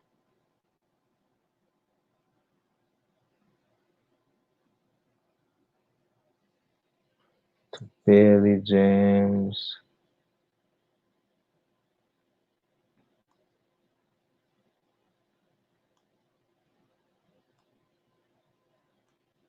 Barnett Johnny to Richard Holmes, Manumission to Jupiter Manumission,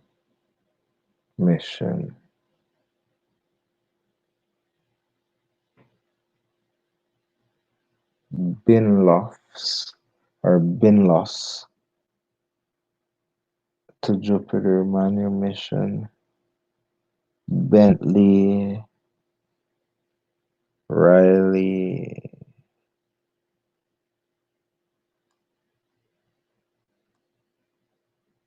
to Margaret Natty, Banwell Rachel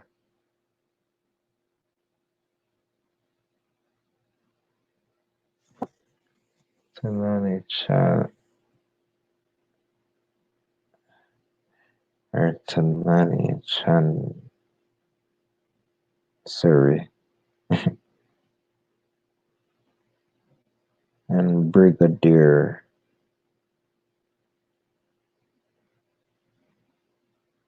or no Bridge Core Bridge Curator McCarthy Hadden to Marcian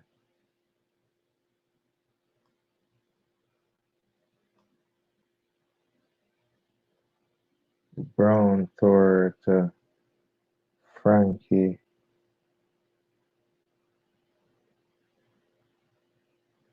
be transferred to the other letter, be transferred to the letter Z,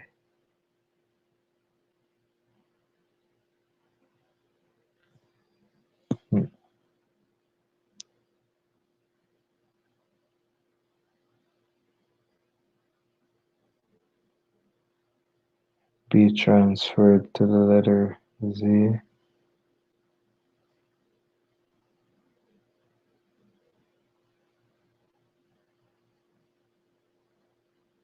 So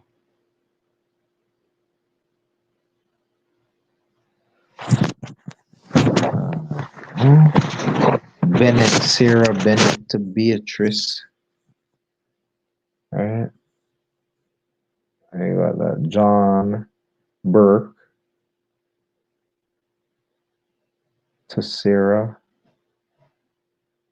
Then I got Bennett, Sarah to Beatrice.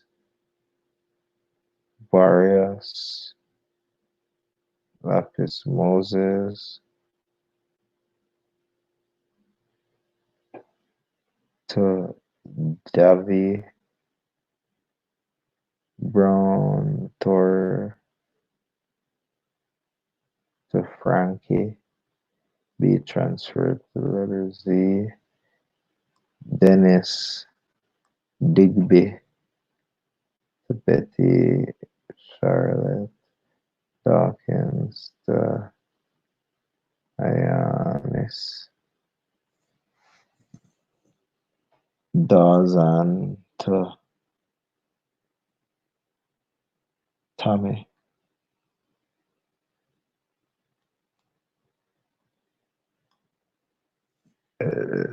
De Castro Leah to Kelly. Del Carmen Maria to Priscilla. Adam. The Chorus John to Grace.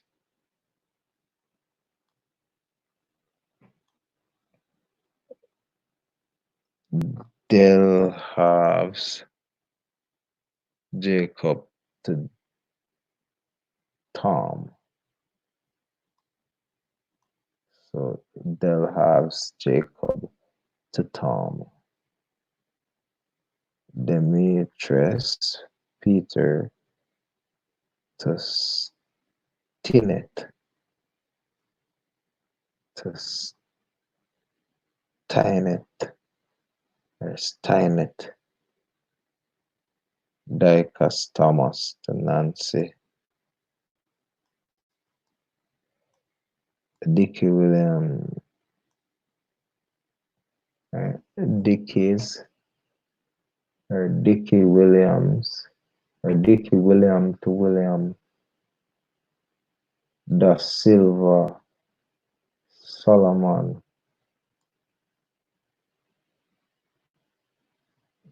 to Duque Thurston Lewis or to Bucky. I don't know if that's a B or that's a D. That look like artists.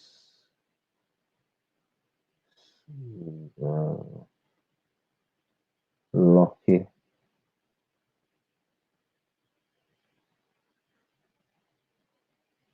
And that's for son Lewis. All right. And I have Dylan. All right. Dylan Francis to, I'm not sure if that's a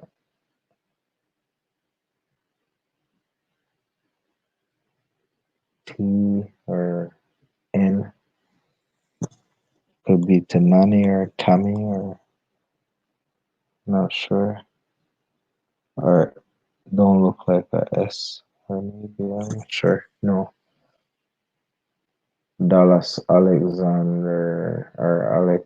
Yeah, see the R. So it's Alex R. Alexar.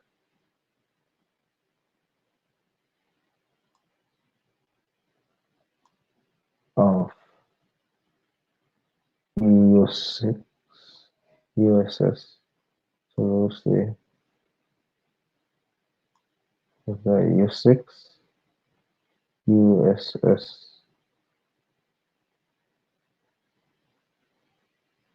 Few six of us.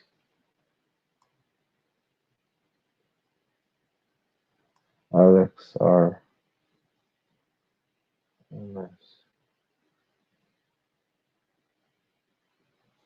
USS. Okay.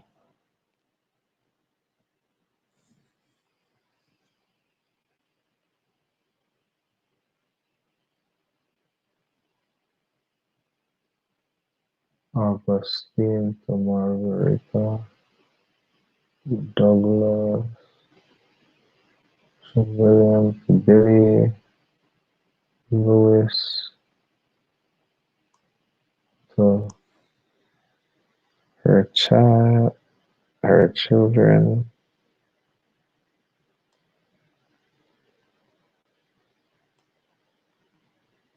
Dear John to Black Betty. To Black Betty.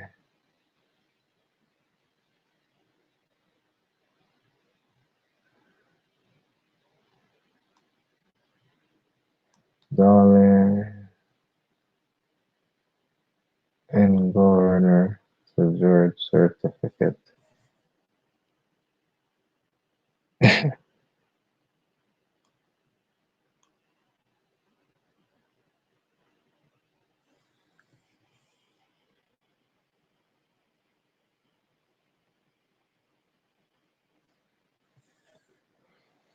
Jared to Elizabeth, Edward,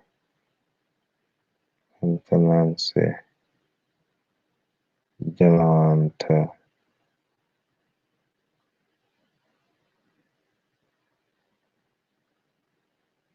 not sure. Darling John Esquire to Niter, or Darling John Esquire to Niter, and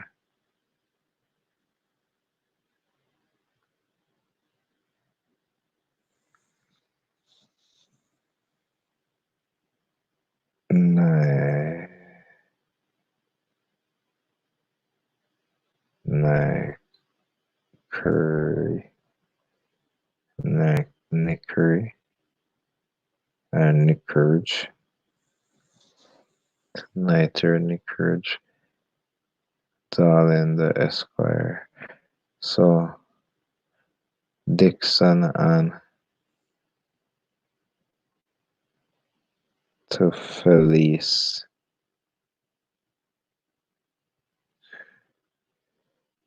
Cunningham Dudney to Maria Delahan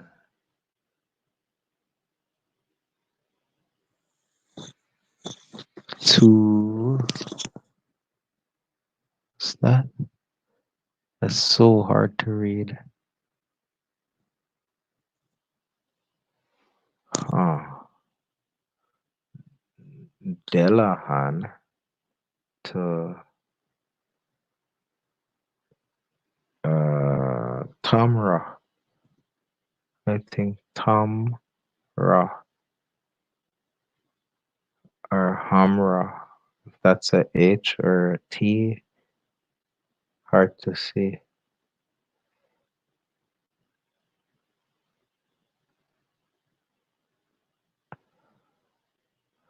Very hard to see. Cursive writing or joining up. That's what it's known as, cursive writing, joining up. See, a lot of these documents too will be in Latin.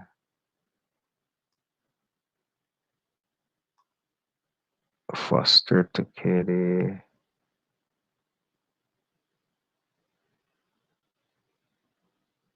To Tommy to Mimba. George to Nancy. Edward to Eve. Lily. Edward Byron to Lilo. Lilo. Fidelia, Elphinston, Elphinston, W. Edwards, Brian to Adam, Edward Bryan by his attorney to Harry and others, Evan Williams to Leah, Ezekiel Joseph to Isabel Thompson, East Edward, U6 to John Walker, Alfred James to Betsy Bond, Edward Elizabeth to Lanjo, Arians Robert to Jenny, Edwards Charles to Richard alias Taki, enrolled in the 283rd Eason to Amelia, Ellis John to John, Ethan to Marguerite and Jane, Edward and U6 to Jenny, Byron to Sally Time,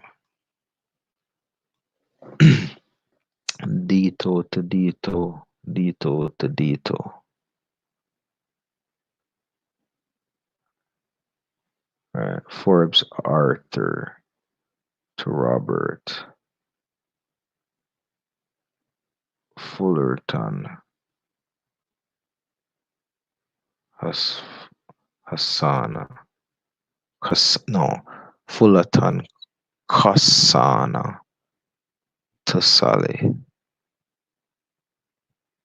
All right. Fullion or Follium, Ambrose to Bessie, Fowler to Lavina. So it's not really clear as to how this is written. One could say it might be marriages, but not all the names are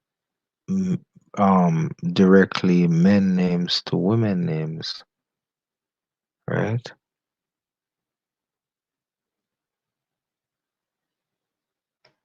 To Jane, to Hardy or Mari, Flamingo, right? And like for instance, in this case where you have Dito to Dito, we don't see a change in the name so much. The only difference here with the Dito to Dito is that the O is written differently right here than the O's that are written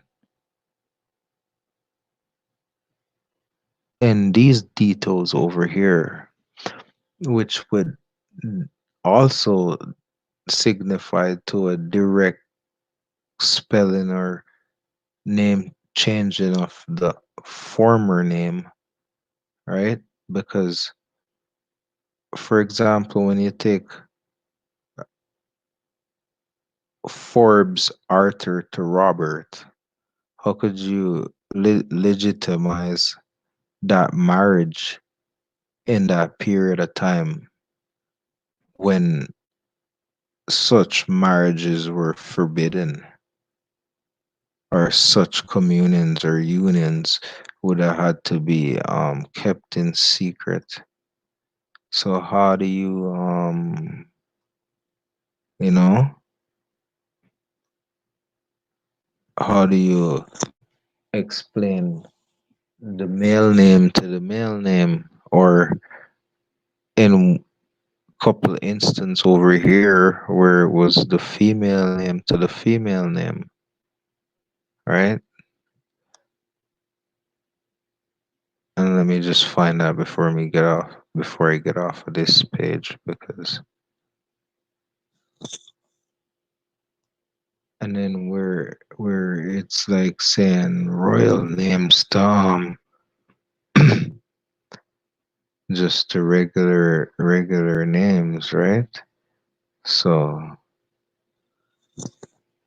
just as we go through all the documentation, we'll take notes,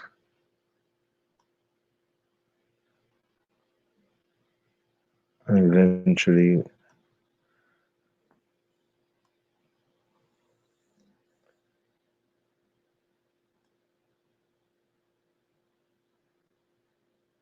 we will be able to determine, right? We got here Granford John, right? Or John Granford to Andrew otherwise, right? And then under it we got Andrew Bald, right? Or called Andrew Gibbs. Okay, I see. So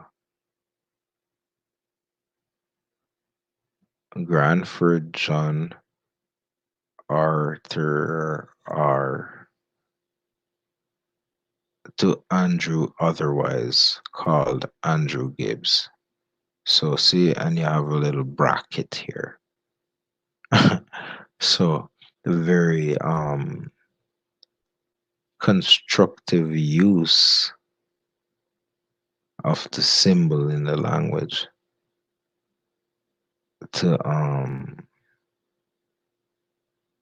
insinuate the existence of a, a name that don't really exist because it's in the bracket, right? According to the literature in the English, right? So it's very striking. All right, the correlations.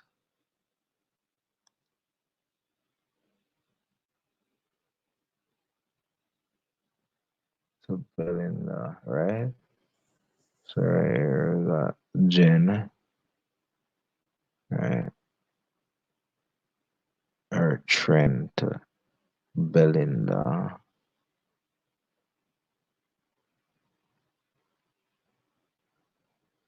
or Furtado,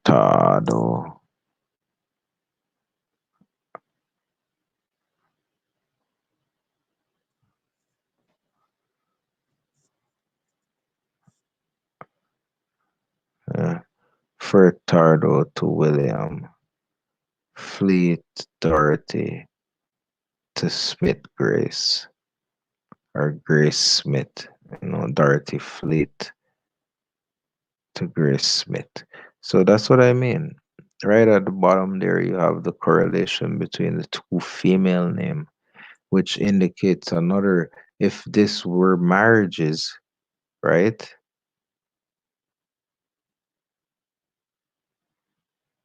they wouldn't be permitted to even be recorded. So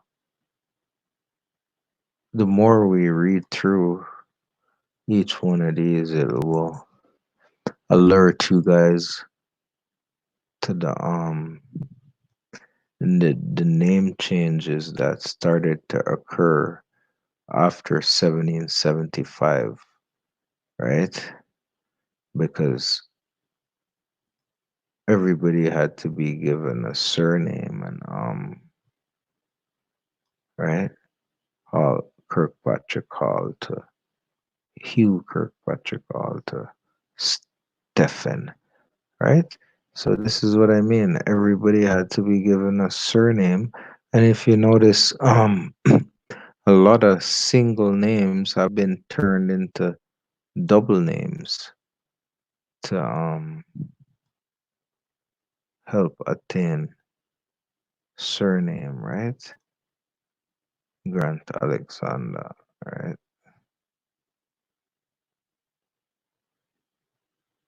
And to Valentine, where you have you could see some in reverse as well to Grant and Nanny, Gregory to Margaret, Gordon to right, Gordon to Sarah.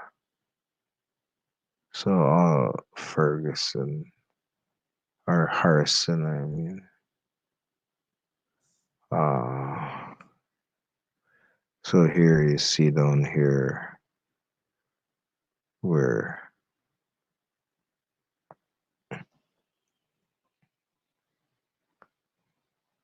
it's a man to woman, right? Gordon to Bessie, right?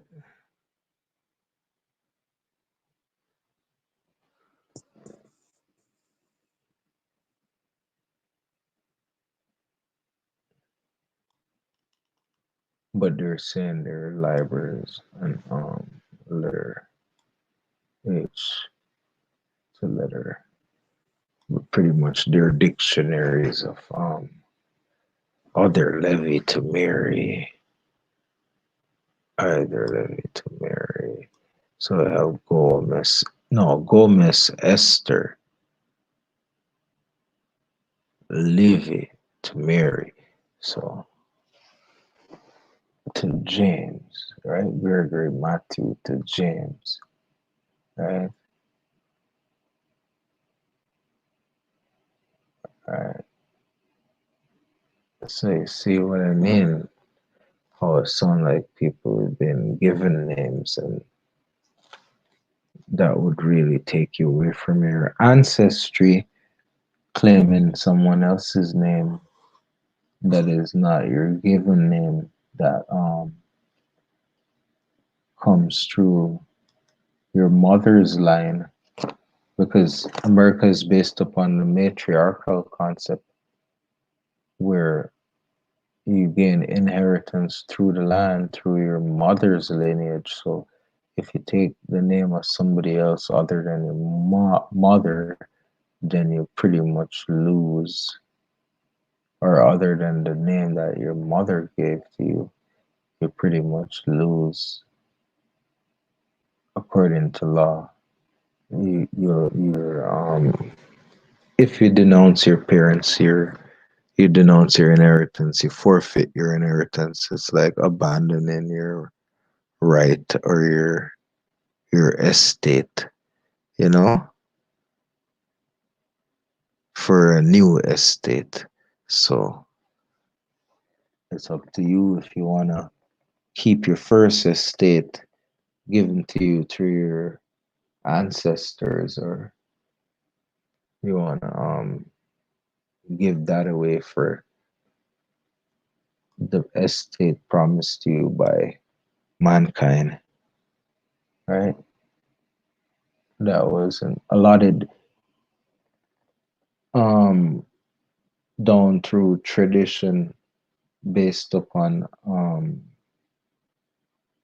those principles, right? Because it was the creator who gave us all the land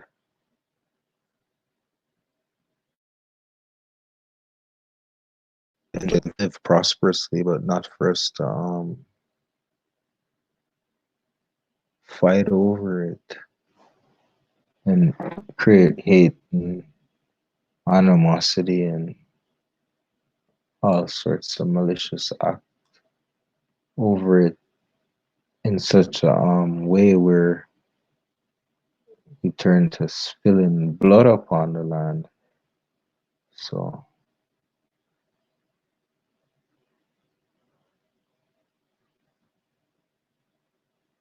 James John to do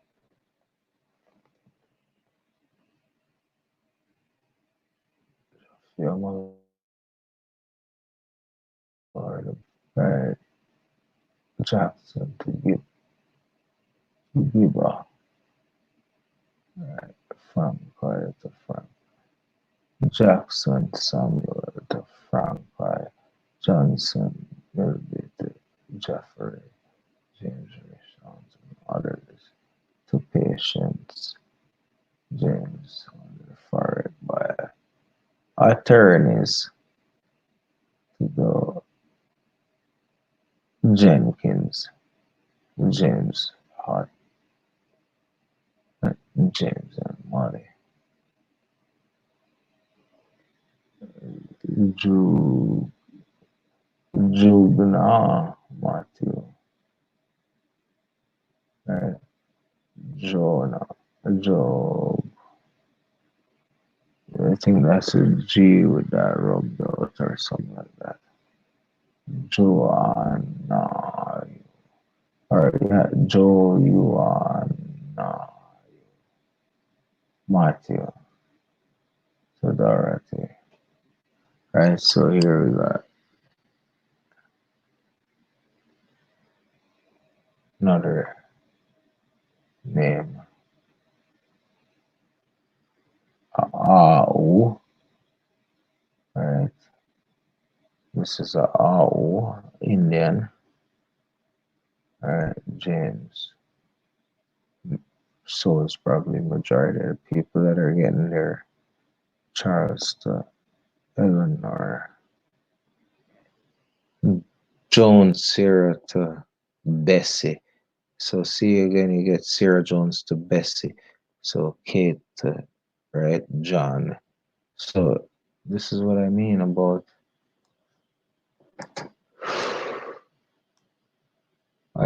this is some form of identity theft or identity fraud or name changing, right? James Richard at the bottom page here, James Richard to Juba, right? To Juba. So we gotta be careful, you know. Or Nelly to Kelly, Priscilla. Maybe all these first names are just single indigenous names of who they were calling a slave named Judy, slave boy named Nelly, because they came up with a lot of those names as well, unless it wasn't what we call ourselves, right? And you could see how they, yeah, right, Nelly, Nelly, Kelly to Nelly. So right here you see a single name changed, and after the change, a surname attached in majority of the instances, see, or some of the times you see two given names and then it reads backwards as surname attached. Because a lot of these, like I say, a lot of these documents are written in French, Spanish, and Latin. So you could really see the context as well. But I think that'll be it for tonight with these particulars, and we shall dive into it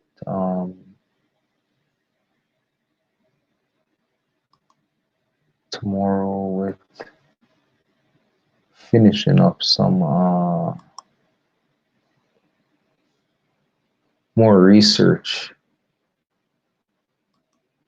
There's a few records I wanted to touch on that I really want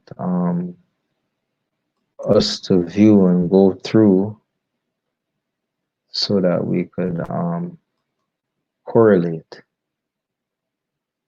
Okay, so with that being said, much ado, we'll let it rest for now. And peace and much love to YouTube and StreamYard and everybody on YouTube that puts in the work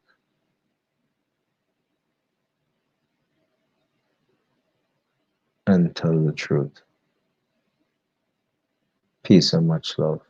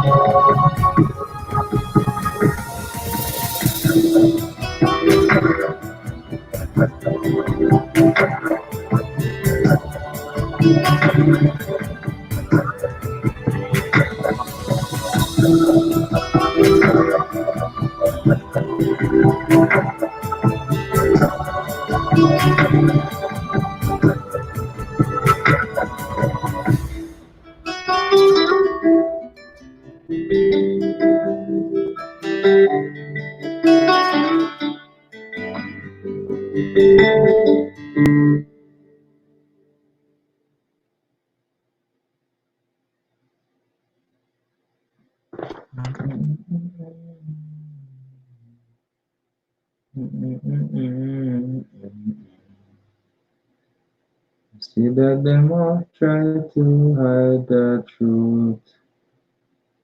But one day, gone.